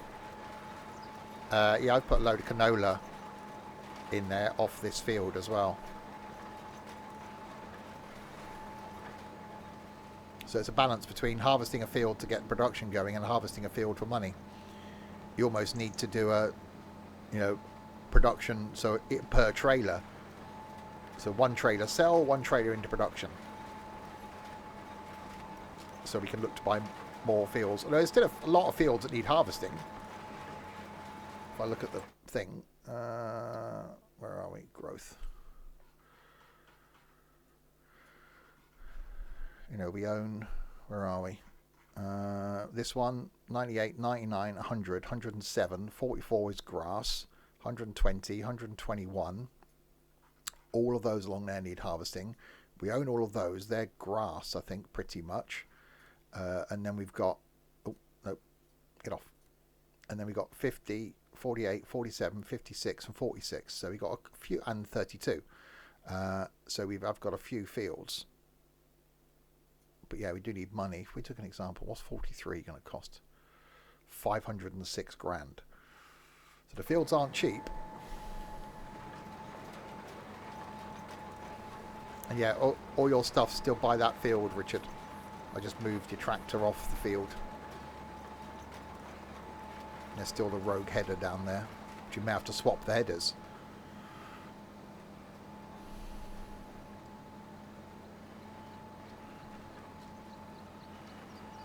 Okay, yeah, I should be off by then. Literally, I've just got to finish seeding this, roll this and fertilise this, and then I should come off for a few hours, and then, because I'm back on this evening. Not on here, but...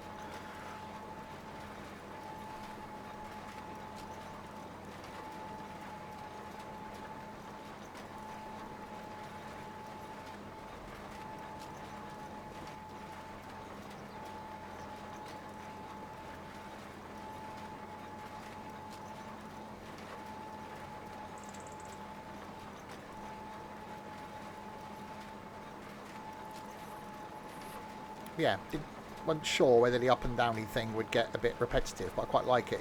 It's easy, even with a load of overlap.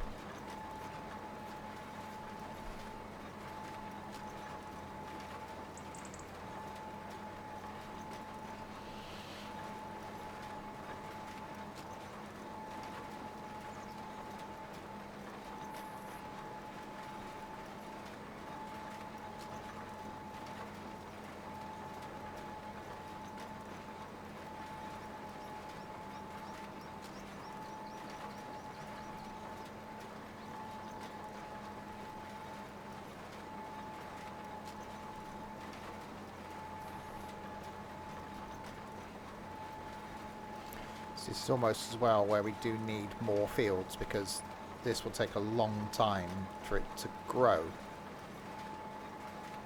So you need enough fields for everybody to be able to come on and turn a field over without us waiting. Because if you sleep for too long, the animals die, as we found out last time. So you don't, occasionally you have to sleep. Then you don't really want to sleep for more than a month. So you sleep to get through the night.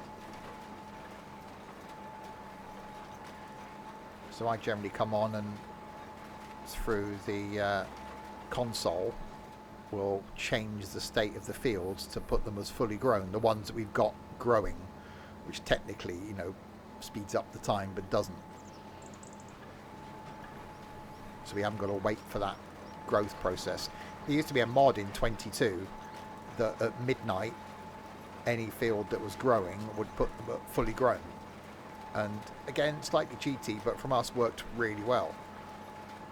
But that doesn't seem to be out in 25 because of the way the growth is done. It's not done in the same way. It's done on the game, in the game, and not on the farm, as it were. So you can't really do a mod to be able to do that.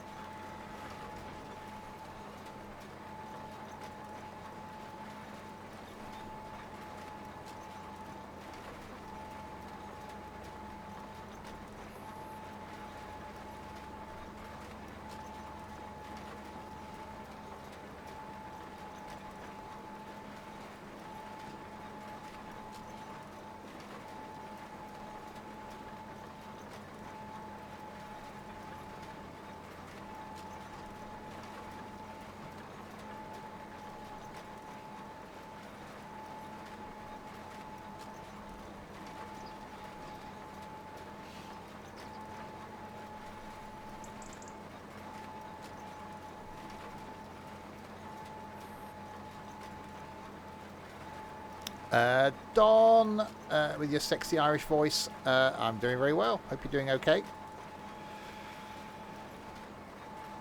We were looking at a photo of you over the weekend. And initially it was like, who was that at the Convoy in the Park meetup? And I remember, it's Don Rado.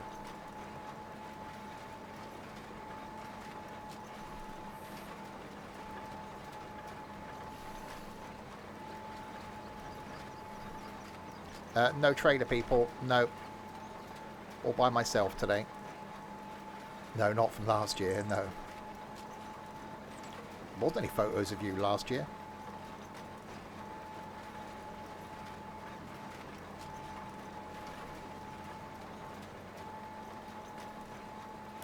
Hi, Rich T.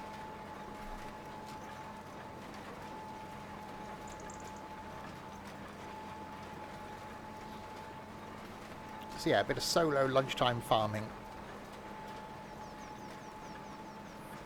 Back to the 9 to 5 tomorrow after a week off.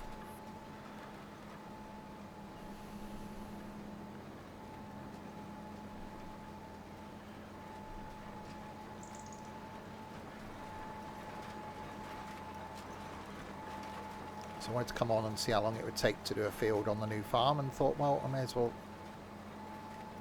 hit the streamy thing while I'm here.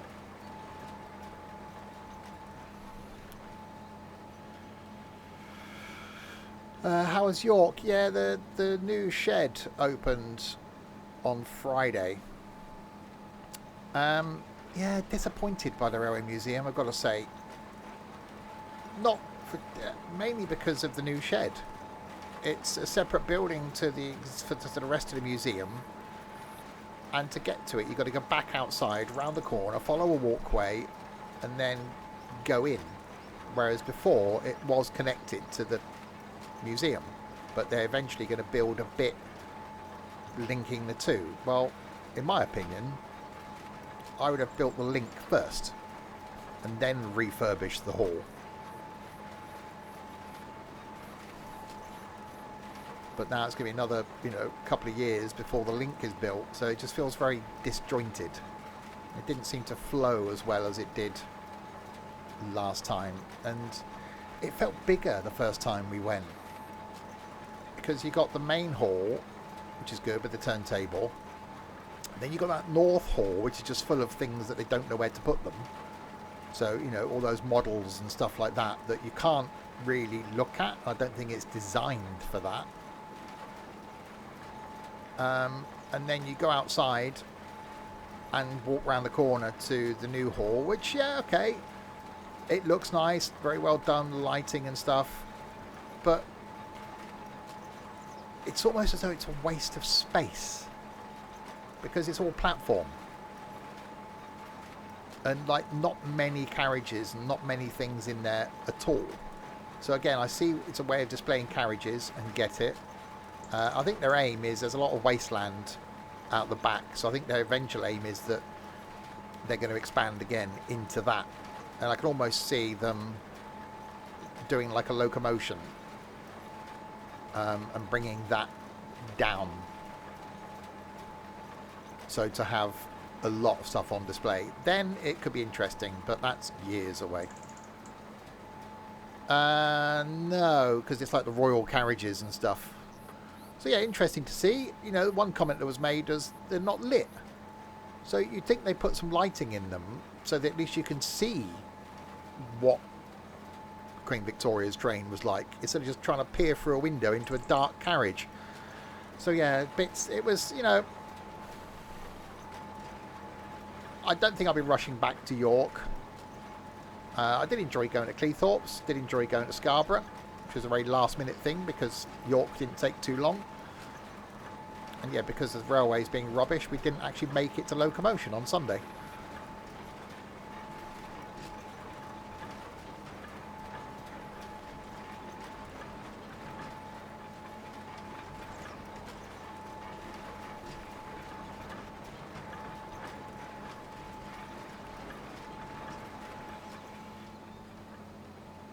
Right, a couple more up and downs then, and this will be seeded.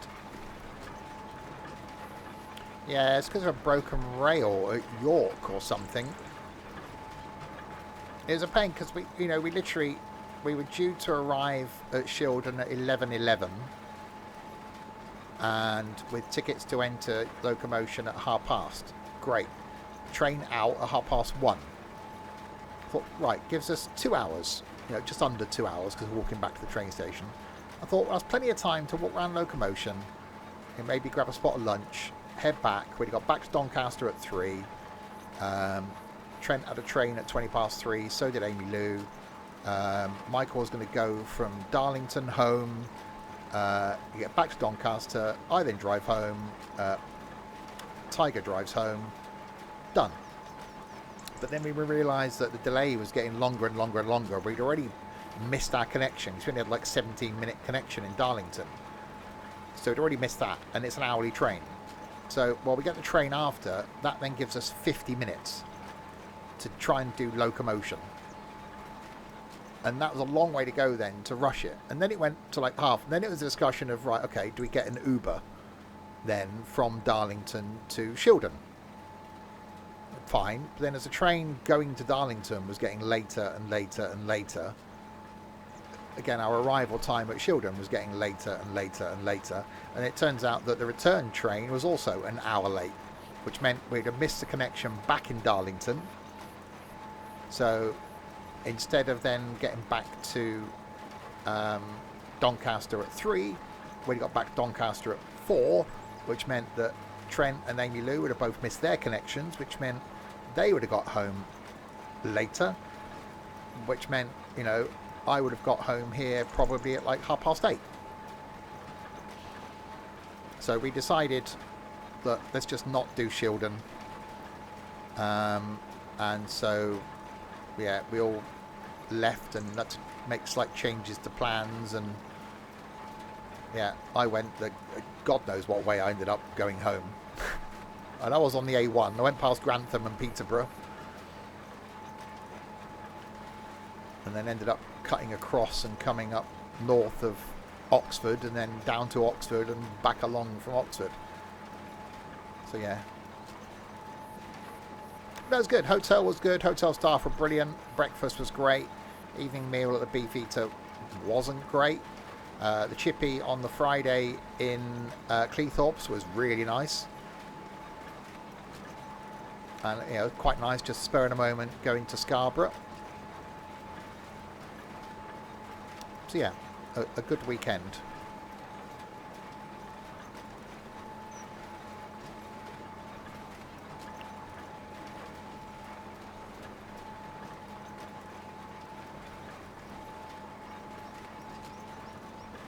Slightly gutting that... oh, this was the worst food I've ever been served in any restaurant. Breakfast, great. Evening meal was awful. I don't think any of us actually enjoyed our evening meal. Yeah, it was good. I said slightly gutted that, you know, our numbers dwindled. You know, the highest drop rate of any of the meetups we've ever done in the 8 or 9 years of doing them.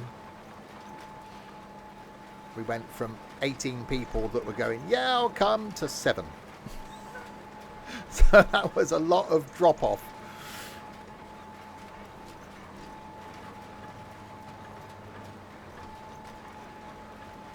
It was me, Trent, Nico, Amy Lou, Michael, Postman Pat, and Gearhead. So Postman Pat, aka Tiger, it was his first time meeting any of us, and Gearhead as well. He turned up for the Saturday, met us to wander around the museum, and then yeah, didn't come to Scarborough with us.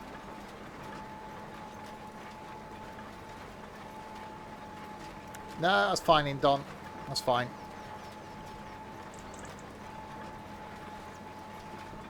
Postman Pat was Tiger because he turned up in a red fleece. And you know what a caring community we are.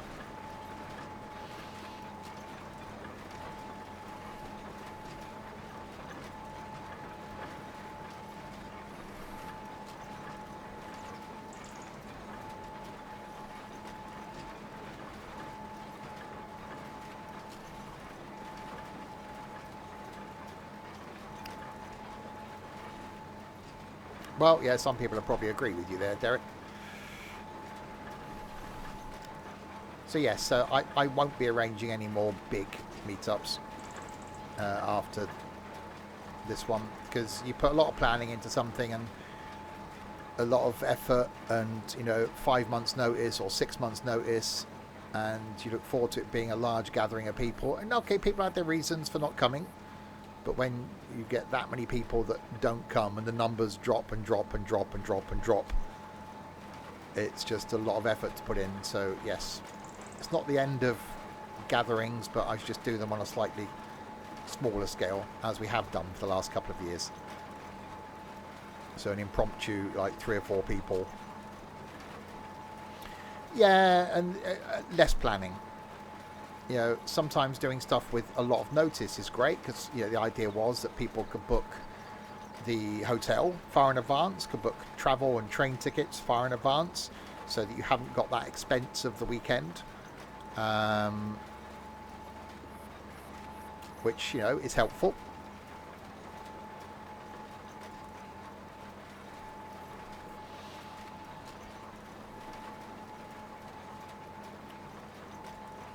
But yes, we shall see. Right, final stripe up here then, and this is seeded.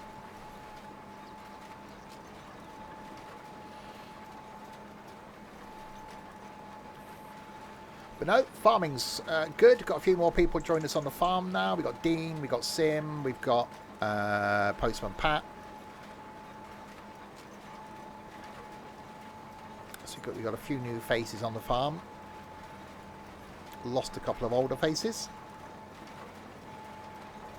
But it's been good to see that people have been coming on over the last few days and starting to do stuff. And there is a lot to do.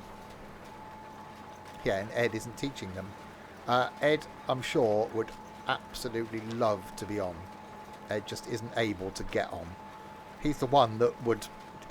he's itching to get on the farm and do stuff. So bless him. Who's off the farm? Well, everyone that has left the server or isn't interested in farming anymore.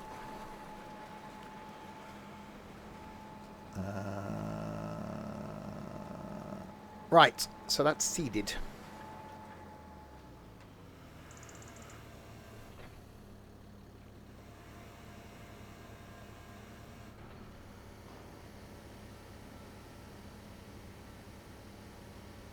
I only used 5% seed doing all that.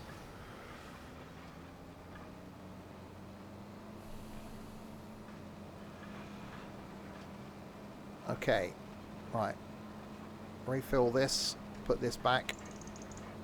Grab a roller then, and trundle around and roll it. And then it's fertilise it.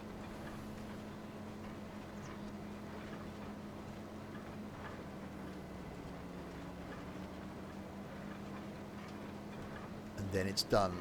How's the map? It's good. I want to see something different. I mean, I saw some YouTube videos on this, so I had an idea instantly that this is where I wanted to put the yard, and it turned out even all this space to put a yard wasn't enough space to put a yard, so we expanded into the animal yard over there, production yard around the corner, you know, greenhouses are in, so, you know, yes, we could have made it a bit more compact, and it's, you know, completely different to other maps we've done. We did do one a couple of years ago that was a huge yard. But thought, well, if I've got a few more people on now, at least we've got space. So if you have got a few of you on, you're not going to keep crashing into each other while you're driving around the yard, which is what happened a bit on Riverview and stuff like that we were on. So you end up colliding into people as you were driving around. So we won't have that issue here. But no, so it's different because it's all big oblong fields. Sounds like a challenge we can accept.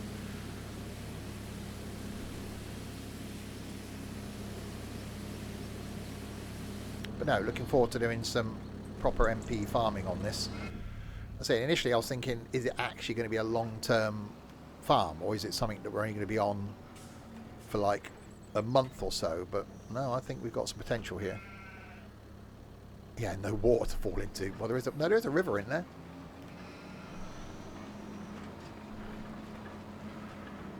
Someone filled the tanker up at the river, although we've got a water filling place. Right, so cedar dropped off, grab a roller.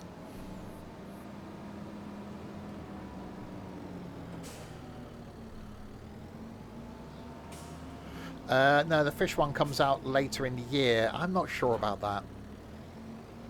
All the videos we've seen have been just showing off the town and the steam railway and the fish. I get, you know, fish farming is farming, but I don't know, it just seems to be that they're just trying to focus on the things that aren't the things that people want. You know, I'd rather them go, okay, we've got a variety of new crops, like this map's done, you know, 9 new crops, whatever it is. Well, give us some new crops, give us some variety of things that we can harvest. We don't want fish.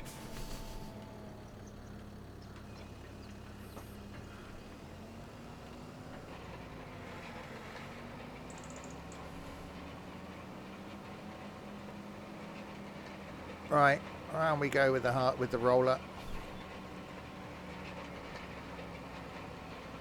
So yeah, that's one of the reasons picking this farm, is that because of the new crops to do.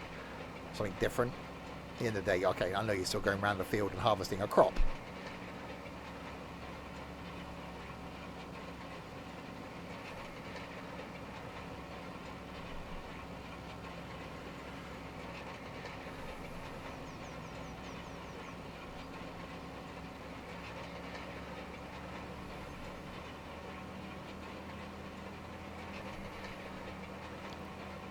Right, so we've got to roll this and then fertilise this.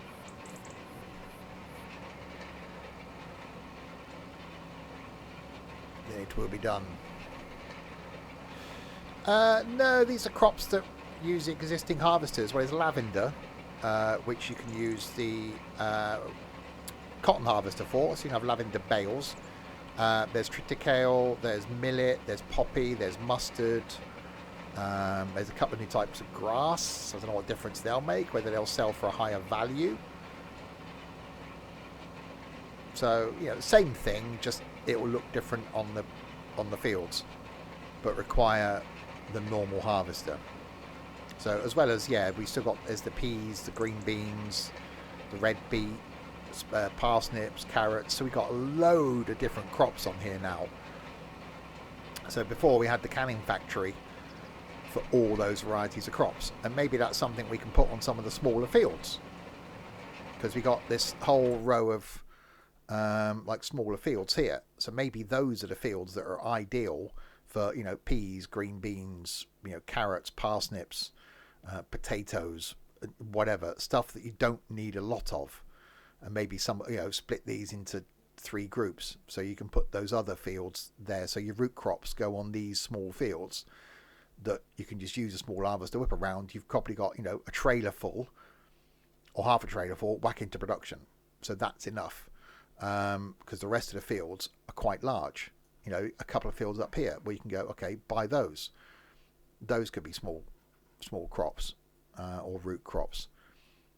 Some of these other ones, yeah, you can maybe put, like, you know, when you get down here, you can maybe have a lavender field, a poppy field, a mustard field, a millet field. So the stuff that you don't need a lot, and then just keep your core crops as the big fields.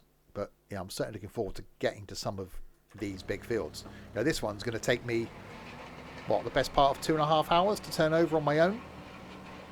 Imagine the field, you know, one of the big fields, you're talking 5 hours.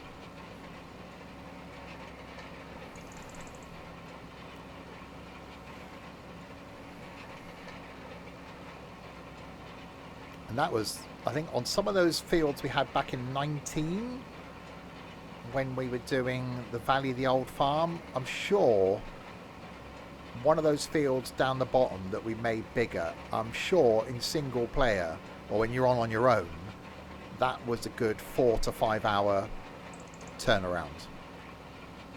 And sometimes people want that, or, you know, in multiplayer, that's, you're going to reduce that time, aren't you? So if this is a 2.5 hour field on your own, well, if I'd had someone with me doing the trailer bitching, and then when I'm going around seeding, someone could come around behind rolling, you'd probably get this down to, I don't know, hour and a half with 2 people.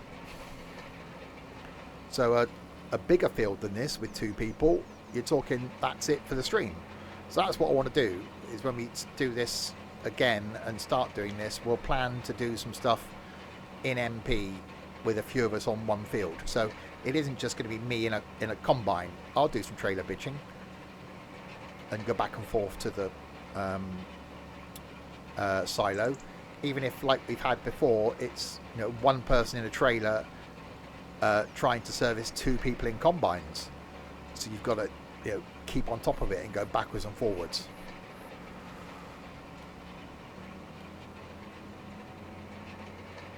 Yes, you could be right there. Yeah, Oakfield, that's the one that had that interesting yard. That's the one, I think, was it 19? I think that's where Gaz was on for like 24 hours straight. I think Larwood was on in 19 as well, because the 2 of them were just loving doing silage. And I'm sure that was Oakfield, because it took a lot more to do a silage field then. That was Gold Coast, was it? Or Goldcrest? Yeah, because when Harry was on in 22, he loved doing silage because it was quite time consuming. You know, a lot went into it. It wasn't just a case of, you know, get it off the field and dump it in a bunker and cover it over. So I know, yeah, I was about to say, I know Richard likes doing it, and now we've got like the bunker silos over there, and that's why I wanted to open it up and try and get a few more people on the farm again, so that we can get a few more people doing stuff and a bit of interest from people that, you know, okay, maybe turning over a field isn't your thing, but you like doing the animals or like doing the production. You know, we used to have Dylan that loved doing the animals, keeping on top of everything because they were a bit more complex in 19. So Harry liked doing the silage. We had Orange Boy that liked doing the production and going and empty it. I know Ed likes that. Richard likes that. I quite like trundling around a field. So it's good that we've got a mix of people on now that all like doing different things. I love the valley. I remember the first time we went on the valley and I found that yard, and it was just the farm itself was awesome. And going back to it as we did in 22, it just wasn't the same. A bit like Riverview. You know, we did Riverview in 22 with the multi-step yard, and it was awesome. We went back to it in 25 and it wasn't the same. Slightly different with the two maps we've done here, where we did Hutan Pantai and then Settlers, because although yes, the yard was pretty much identical, the fact we had more fields made it feel slightly different, whereas this is completely different. And I do like the fact that it's just lots of open space. Hang on, is there bales on a field down there? Is that bales?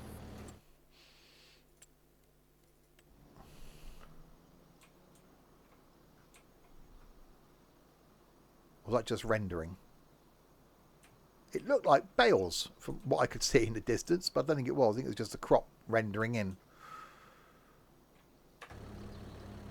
Yeah, look down there in the distance. I thought it looks like there was bales, but it's not. It's where the bushes have rendered in, but not the field.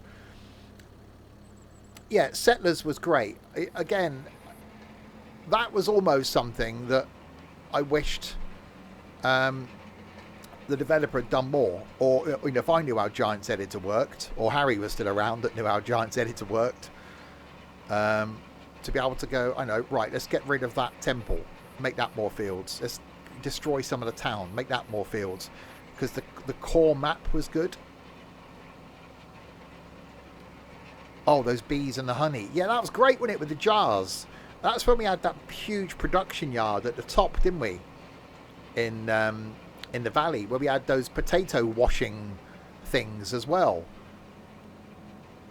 Again, that was the peak time, I think, of just people absolutely loving the farm, and that someone was on all the time. And that was partly a community thing. That was partly a, you know, the right people thing. But it's also having that itch to scratch of there's stuff to do on the farm. Oh, I've got to go on because we've got this to do, or we need to do this. Right, I need to go and turn the field over because we need that. That's what I think we started to get back in Hutan Pantai, and started to get back with Settlers.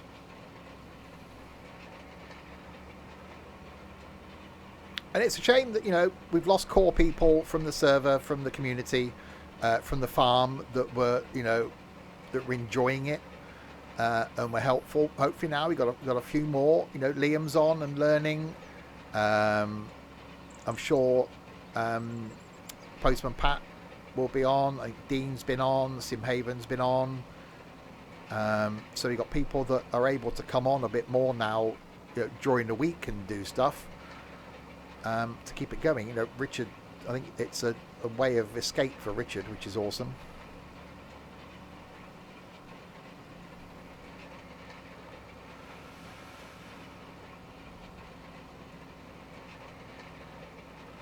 Yeah, I think COVID, we were talking about that at the weekend, and the point where this community and this place changed was COVID.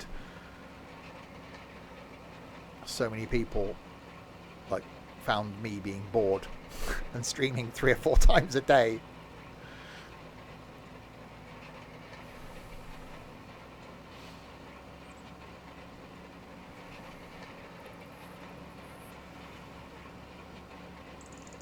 So yeah, I'm enjoying farming again, and it is down to the enthusiasm of the people that are on the farm. if people are on and doing stuff, it means I want to do it more. We've had periods where no one's gone on from stream to stream, and then there's almost that underlying reason as to, well, why then? Whereas now we've got so much to do and so much we need to do to get the animals going. You feel a need to come on, which is what I was going to, my day off today was just going to be veg on the sofa, watch some shows. I thought, no, I want to go and turn a field over and just see how long it takes and see what I can do.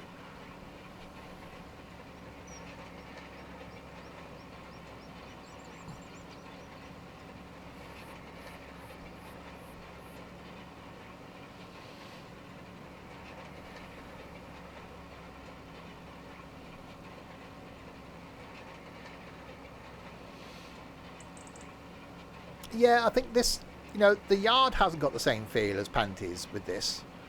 And yeah, part of me, I did this yard all by myself.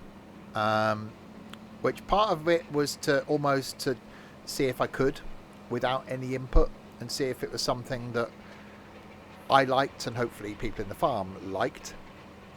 Hindsight being a lovely thing, I think, did it again, I'd do as we used to do it. Maybe not on stream, but a couple of people collaborating to do it. Because although I've got some ideas of how we've done farms over the last, 8 years or so, sometimes it's quite nice someone going, well, what if you put that there? What if you don't put that there? What if you move that closer together? What if you put that at that angle? What about if we put a shed there? What about, don't put the animals there? What about put the animals here?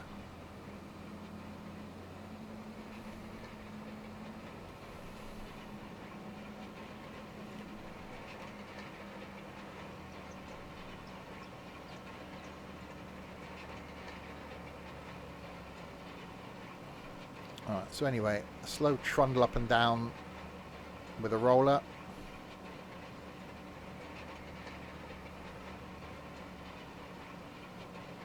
At least then, once I come off, there'll still potentially be a couple of hours left before it gets too dark to do anything.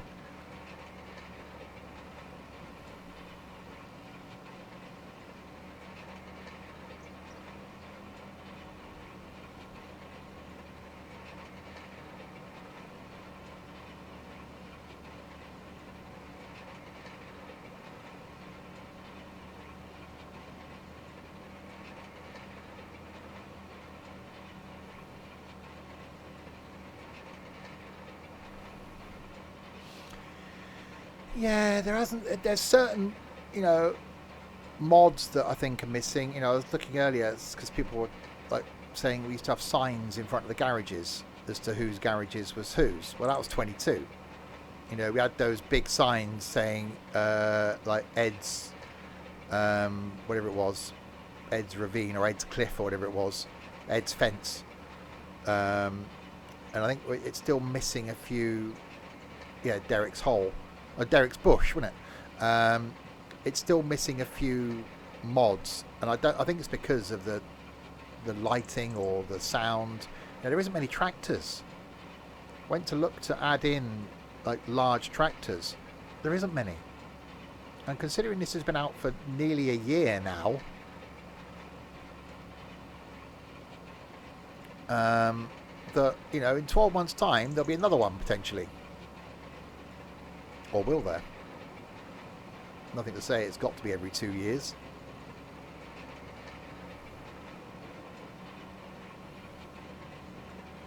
So yeah, although there are a lot of mods, there's a lot of, how many different cultivators do you need in Farm Sim? I do think that pickup trailer is too fast. The one we've got in here. I may have a look to see if I can reduce the speed.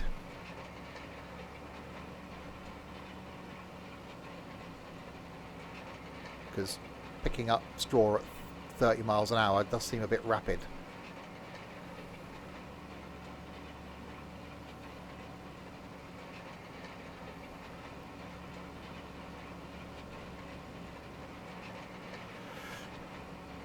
Yeah, because of the capacity. We went for the 150,000 litre capacity. So consequently, it runs at, well, I think as Colin said earlier, it runs at line speed. So you're picking up straw at 30 miles an hour, which is, great from a speed thing.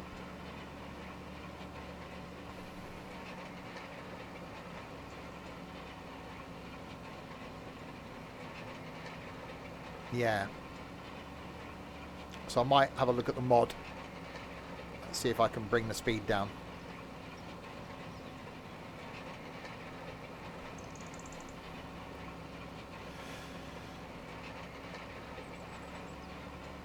Yeah, this is, I think 15 would be good. So the same speed as a Cedar. So half the speed.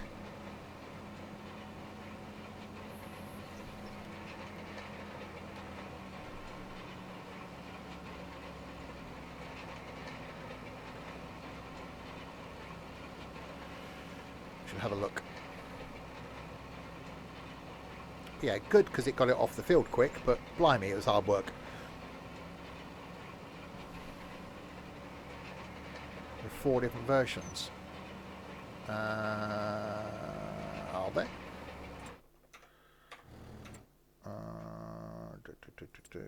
Let's have a look.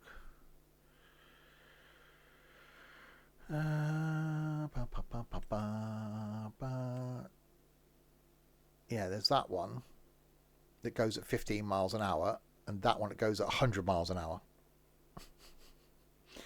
So that one,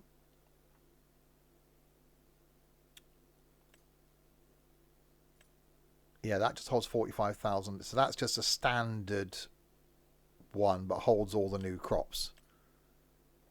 That one we went with because it's a larger capacity, but yeah, top speed of 100 miles an hour. So yeah, it just changed the mod speed in the XML. That's what I'm thinking.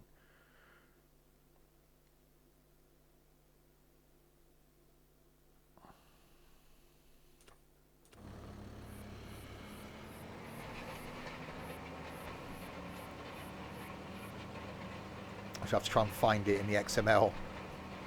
So it's finding the trailer and finding the bit where it says the speed.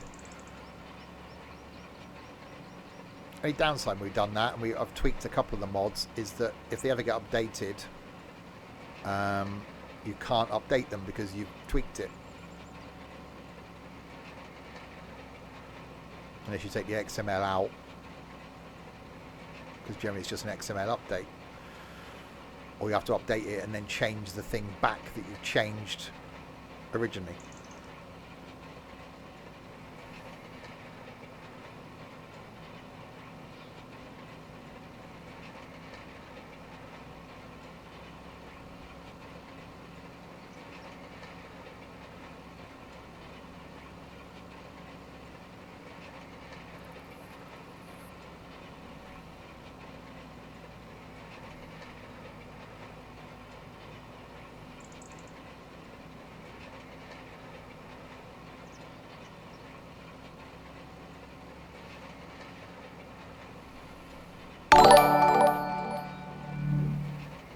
Hello all, welcome back, hope you all had nice time. Thank you, McBone. Yes, indeed. 40 of the months. That's many of them. You're catching up with Richard. If you rename the zip file, the game doesn't try to auto-update them. Oh, so just call it something else.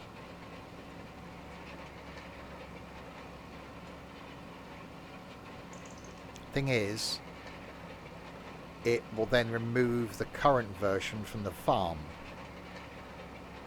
So you'd have to rebuy them again. Because it thinks you've removed the original mod. Great if you're putting a mod in new, so if you hadn't bought them, you could do that. But if you've already bought them and you're just trying to change the parameters, you can't.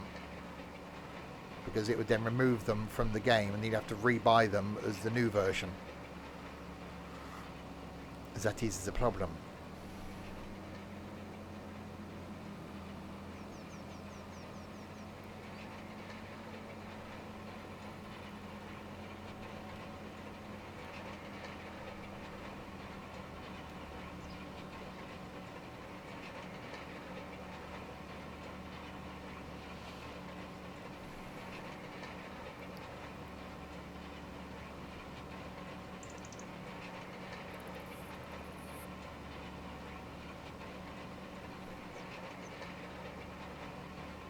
Alright, so a couple more uppy downies.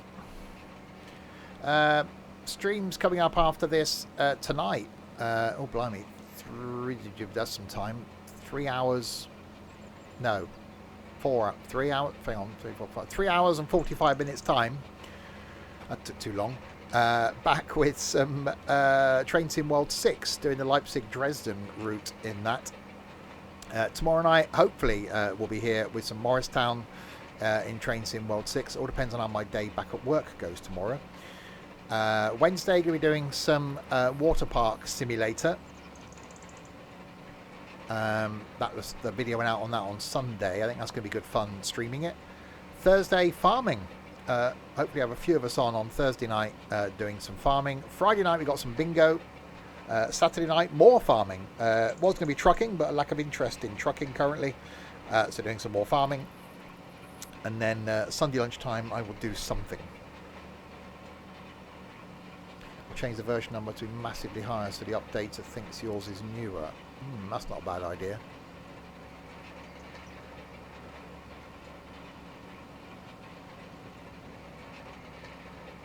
Yeah, I will have a look.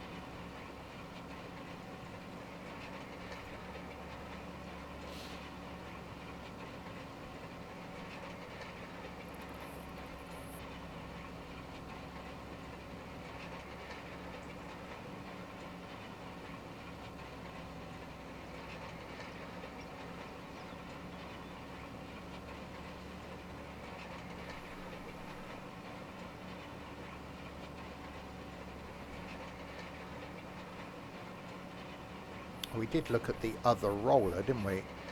But decided to stay with this one.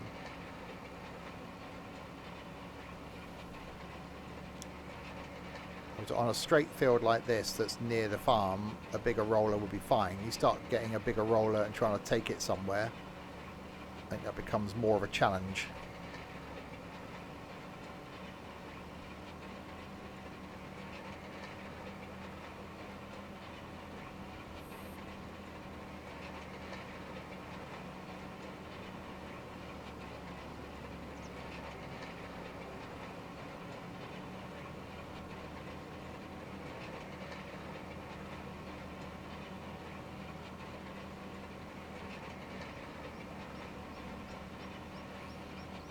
Yeah, it's quite relaxing just going up and down in a straight line.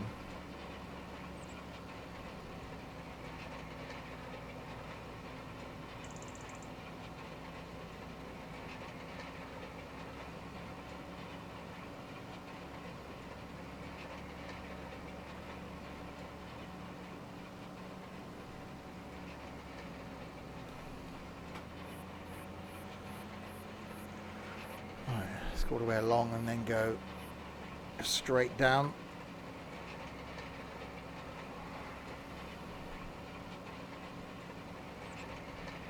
Look over and just see the lambs jumping about.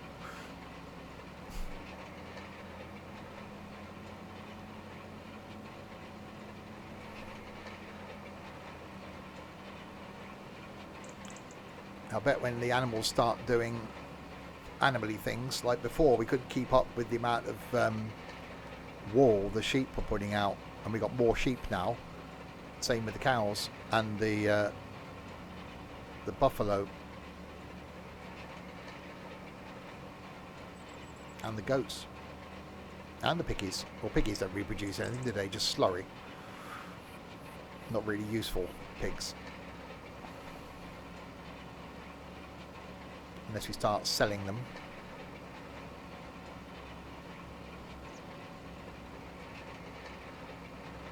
Yeah, but the game doesn't produce that because, you know, they couldn't put an abattoir in, could they? Because the poor little snowflakes would find out where their bacon comes from.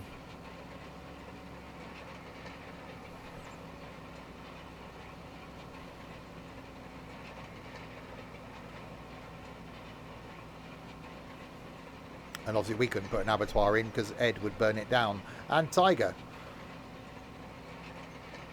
Tiger's a vegetable liquor as well.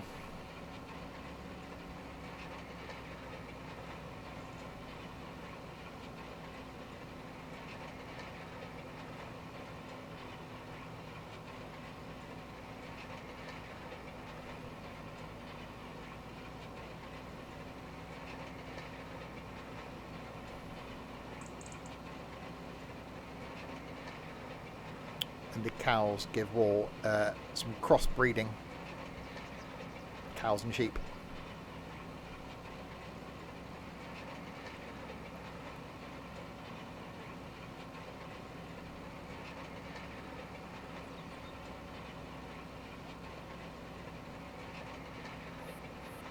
Cows give beer, exactly as we discussed at the weekend. Cows will bring you beer, including if you're upstairs.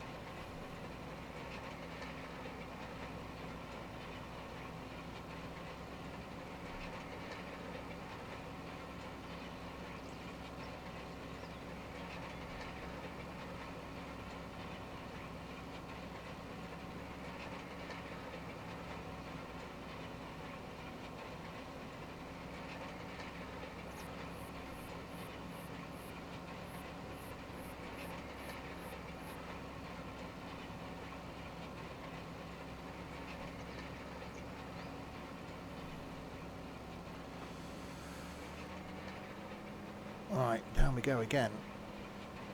It's doing one of those fields where the initial lap round seems to go really quickly, and then the bit where you think it should be going quicker as the bit gets smaller, it doesn't. And I know the runs going up and down aren't going to get any smaller because it's the same length, but this isn't the longest field we've got.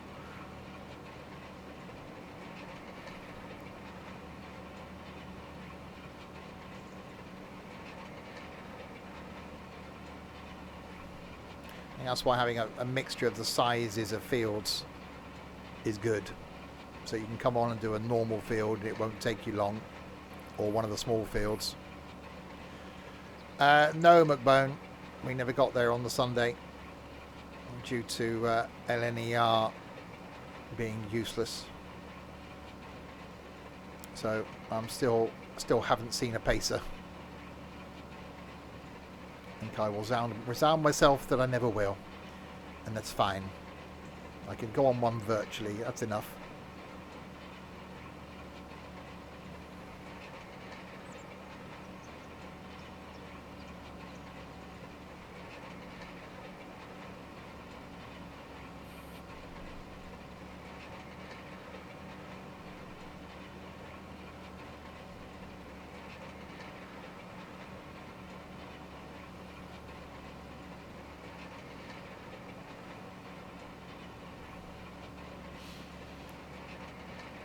It's getting dark.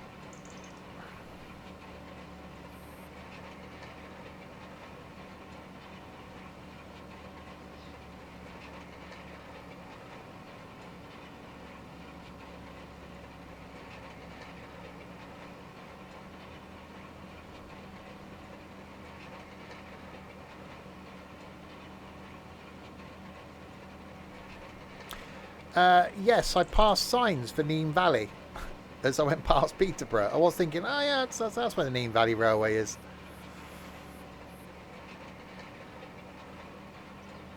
So it seemed like I was driving for hours and looked over at the Google Maps and it still said I was 2 3/4 hours from home. I'm like, really? Nen Valley. Where's an E at the end? I just wanted to get home. And then I was looking at the distance. I was like, I've still got 100 miles to go. I'm like, Rrr.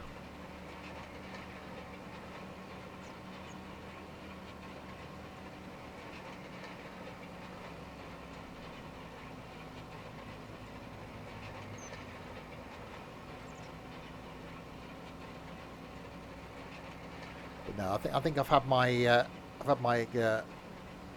fix of trains and railways. I think the exploits of Sunday, knowing that, you know, you make plans that involve trains that you think are going to allow you time to do something, and then because of the railways being the railways, things don't happen. I think I've had enough of trains for a while now.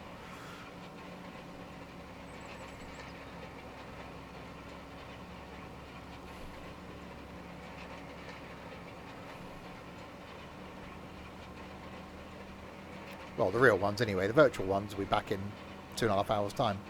3.5 hours time. Not even the Brussels ones. I don't know. Not currently.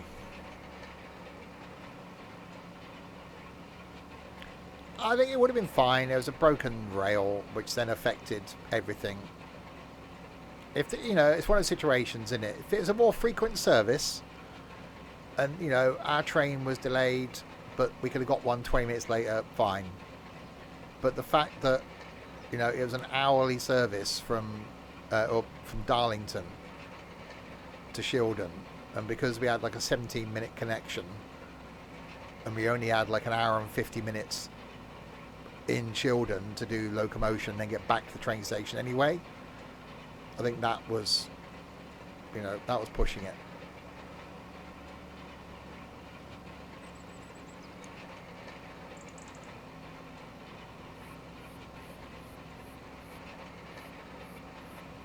So no, we'll steer clear of public transport for a while now. Winter is coming. It'll soon be the time to not leave the house. In a couple of days' time, we're in October.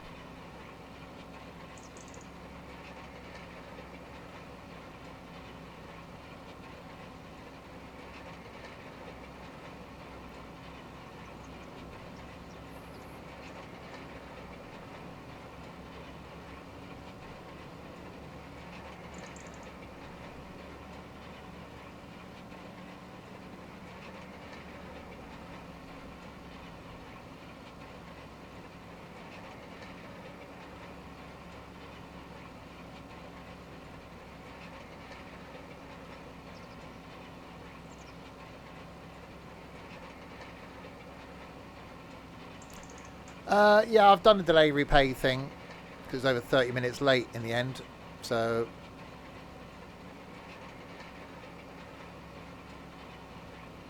but it's not about the money. It was the fact that it was, the whole weekend was built around doing that on the Sunday.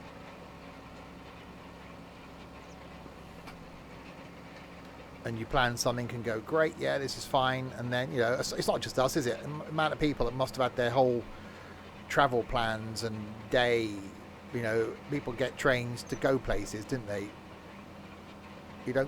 Actually some people get on trains just for the fun of getting on trains, but most people get on trains to actually go places, whether it's to see family, whether it's for a day out, whether it's for work. You're just trying to get home. So, we were lucky. There's always poor people that, are stranded. And, it's not just a case of your train's an hour late. Okay, you'll get home an hour later. It's not. It's the fact that your connections. So, if the train you're getting is hourly and you turn up, an hour and a minute late, you've got to wait another hour for another connection. And what if you then just miss another connection? You're getting home 3-4 hours late.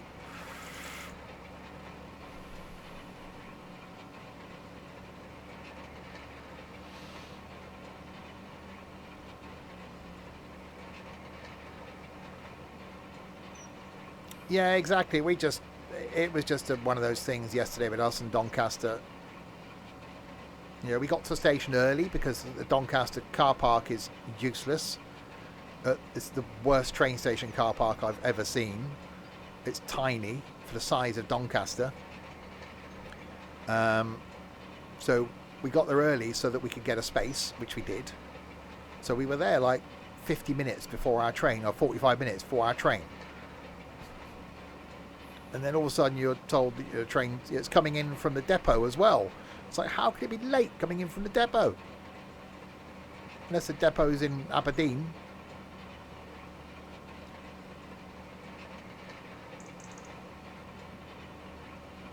And it was, you go for a weekend away to spend time with people, and it meant that our time together was cut short yesterday by, a good, 5 hours?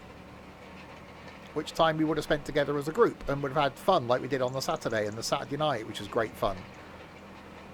So everyone has to then make plans and head home. It's not like we could have done anything else.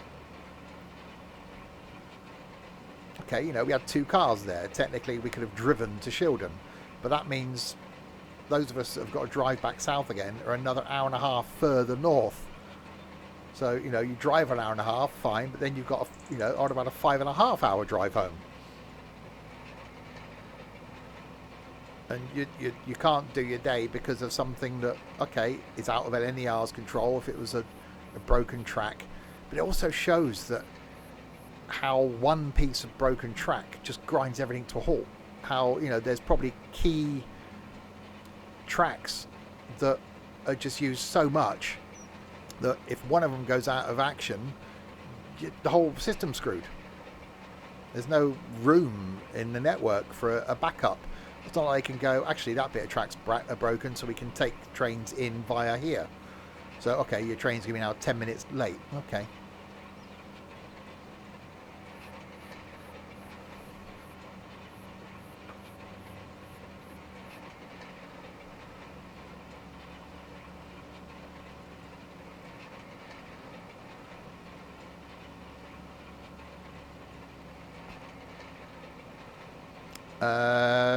What was the parking yesterday?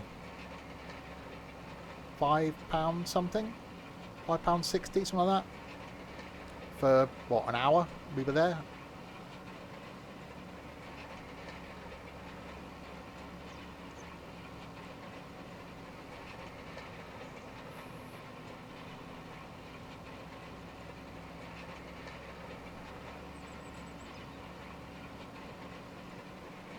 But yeah, with hindsight, the last thing I would have thought of checking when going somewhere was, can you park okay at the train station?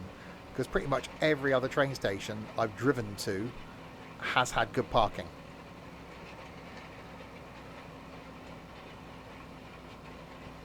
That hasn't. So, should I do something like that again in the future? I'll check the station car park to go, right, is there parking? Is there more than 12 spaces? Because if there was, we'd have driven in on the Friday, which would have saved an Uber cost. Would have driven in on the Saturday, which would have saved an Uber cost.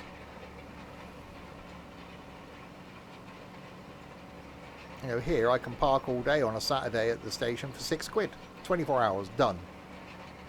Masses of parking.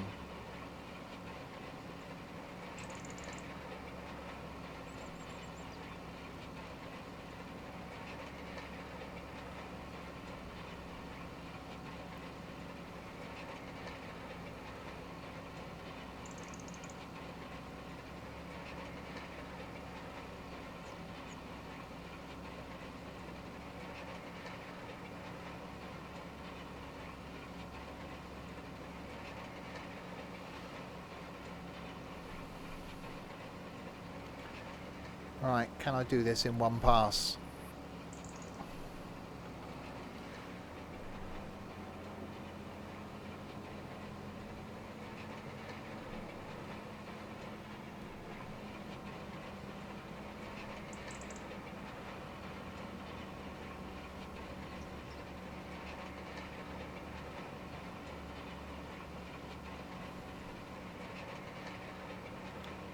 Then it's just a case of fertilize it and it's done.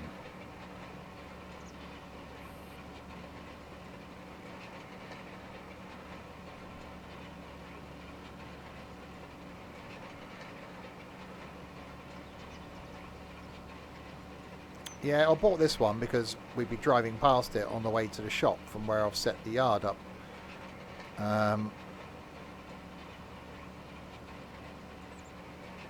Oh, you bastard.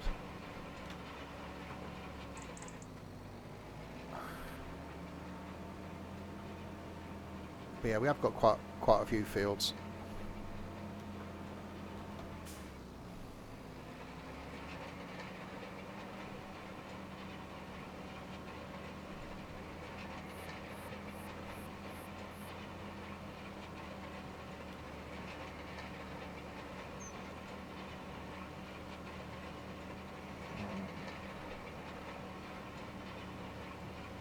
Yeah, we've got quite a few animals. Problem is, you still need to do crops, don't you, to be able to feed the animals.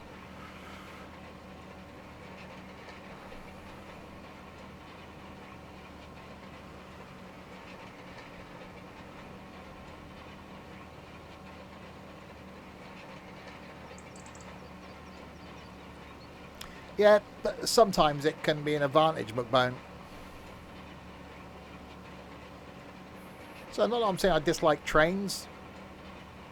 You know, it was a useful way of getting around on Friday and Saturday, and was certainly, you know, easier. But it's just when you rely on them without any flexibility. You know, Saturday we decided to go to Scarborough. It was a last minute thing. It was like, oh yeah, let's go to Scarborough. Right, okay, there's a train here. Off you go. Done. If it had been 20 minutes late, didn't matter. If the train coming back was 20 minutes late, didn't matter. It's only, you know, which happens to thousands of people on a daily basis when you're trying to get a connection. And, you know, I'm not one of these that would ever do a connection with like 5 minutes.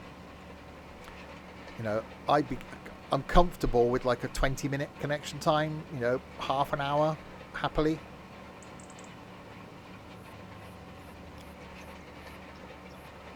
You know, I have had it where, because of late trains, I've had to get off one train and pretty much run as your next train's coming in on another platform to make it. If you don't make it, you've got an hour's wait. As all the train companies do is, oh, we're sorry for the delay in, you know, in your journey. No, you're not.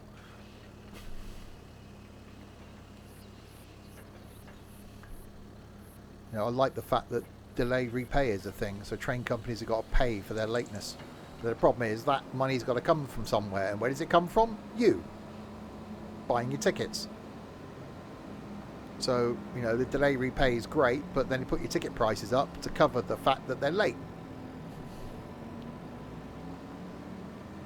No, McBone.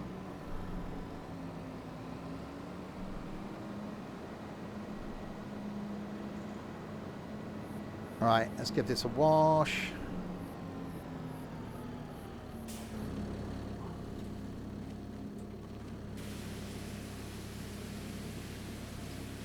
Yeah, I wouldn't dream of commuting by train. I get frustrated on a 12-minute drive.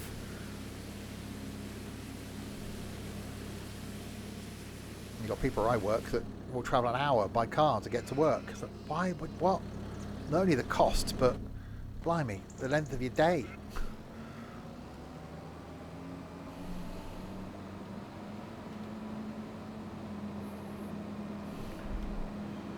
Right, pop this back.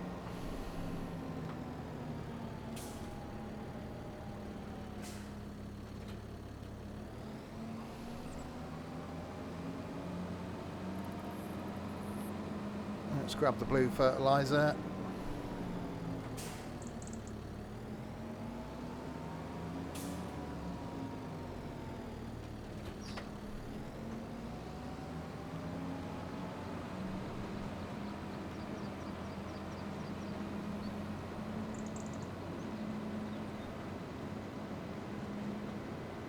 Right, so fertilise this, then we are done.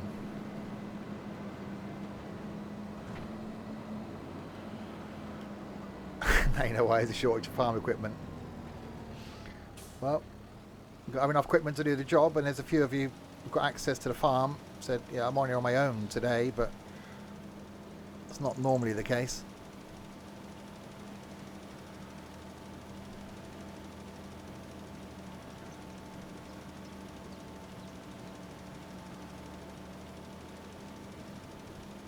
Yeah, it's our MP farm. Yeah, if it was just me, I wouldn't have 4 fertilisers, loads of seeders, 4 rollers. You know, you need 1. The yard would need to be a lot smaller.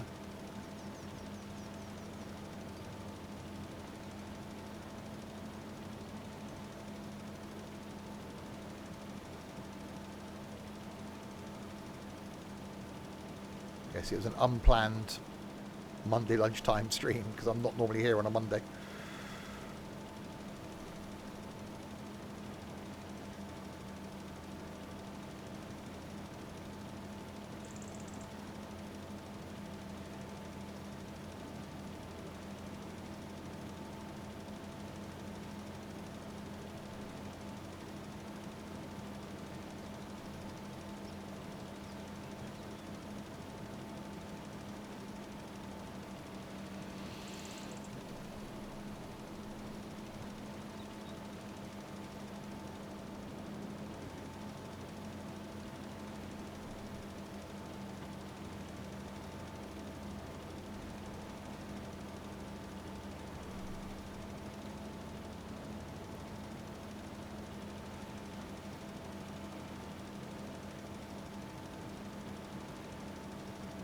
couple of up and downs. Blimey, I was thinking earlier, right, 2 hours I thought it'll take me, especially as it took me an hour to harvest it. I thought, oh, another hour? No. Didn't realise it'd be 3. It's been a quick 3 hours.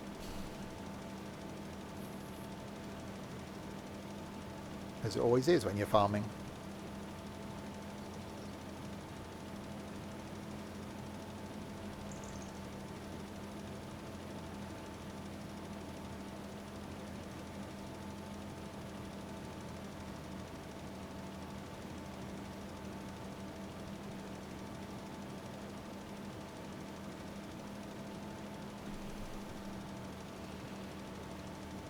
Yeah, I think this is a good gauge for me to know how long it will take them. So you could probably knock an hour off if there's 2 of you. And if you had someone bitching for you, and then while someone was seeding, you know, or someone was going around with the first lot of fertilizer, someone grabs a seeder, and then while that person was in seeding, someone's following you around with a roller, and then while you're rolling, when whoever's done seeding then grabs the fertilizer. I think you could probably do it in 2. This field. So yeah, something like this, and then a bit of a, you know, top up of the animals, put stuff into production, and then that's a stream normally.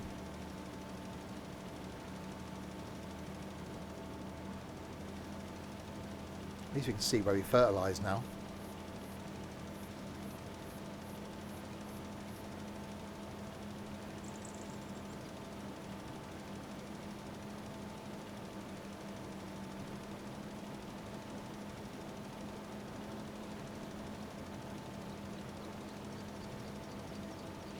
Yes, this isn't even the longest field. You know, field 36 is longer as far as one continuous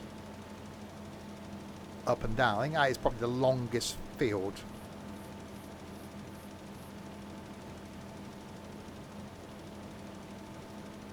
So that would almost be a good one to buy next, because again, it's right next door to the farm. I've gone really off track there, haven't I? Right next door to the farm.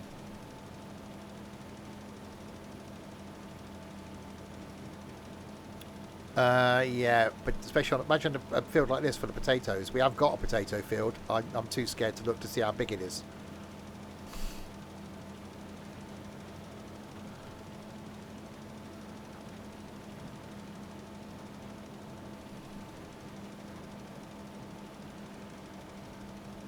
And that definitely needs a couple of people when you're doing potatoes.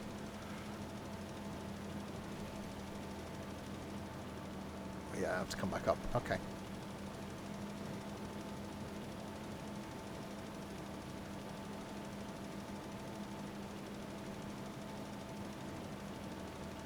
Yeah, good map. So it's the first field I've done on it since setting the farm up.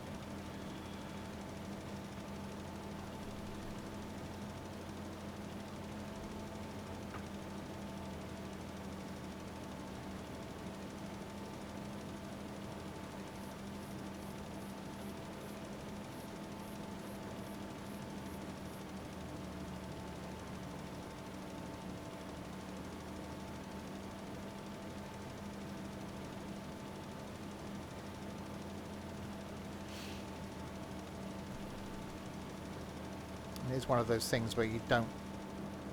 yeah, they don't work. Not in MP. We tried them in 22. They didn't work. Olives and grapes. We tried them in this. They just don't work. We had rice before. We had someone on the farm then who liked doing the rice fields. But for the effort you put into the rice...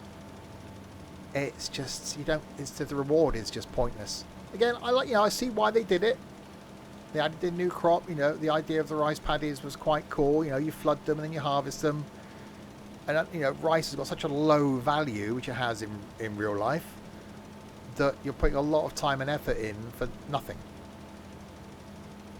And it's one of those, again, in MP, that if we slept, you couldn't do the fields properly. And even with the long grain rice, you couldn't do them properly. So you end up never doing them. It's like what's the other one? Poplar and sugarcane. You just don't do it. So a lot of the crops that are in a standard, there's no reason to do them, which is why I like a map like this. It gives you more crops. Okay, they all do the same thing in the end,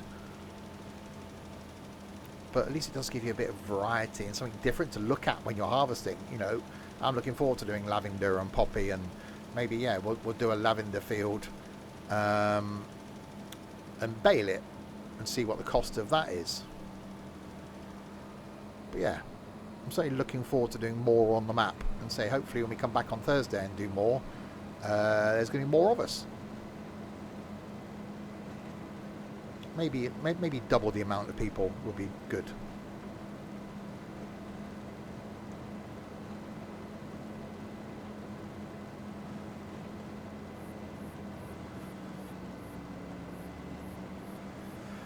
Right, let's take this back then, fill it up, and then we are done. Field successfully turned over.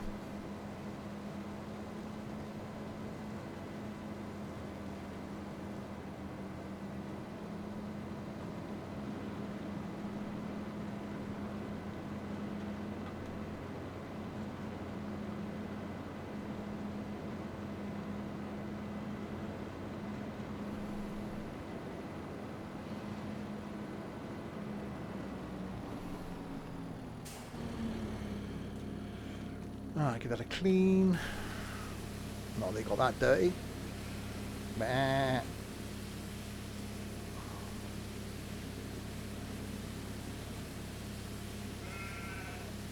we go.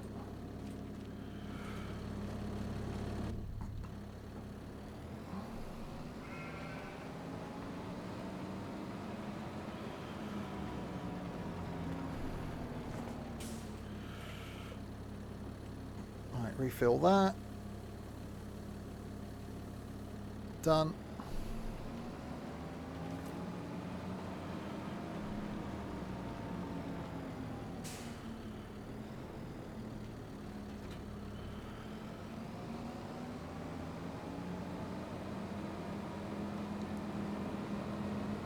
Right, and done.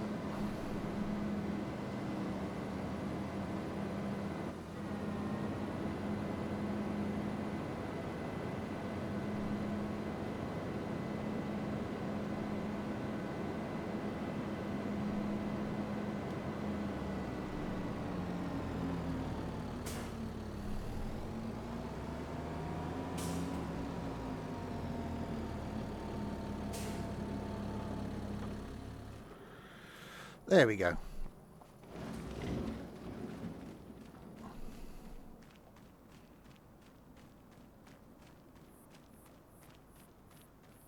Although there's no one to look at from the end point, I will still run up there anyway. Oh, it does look good. It's getting dark.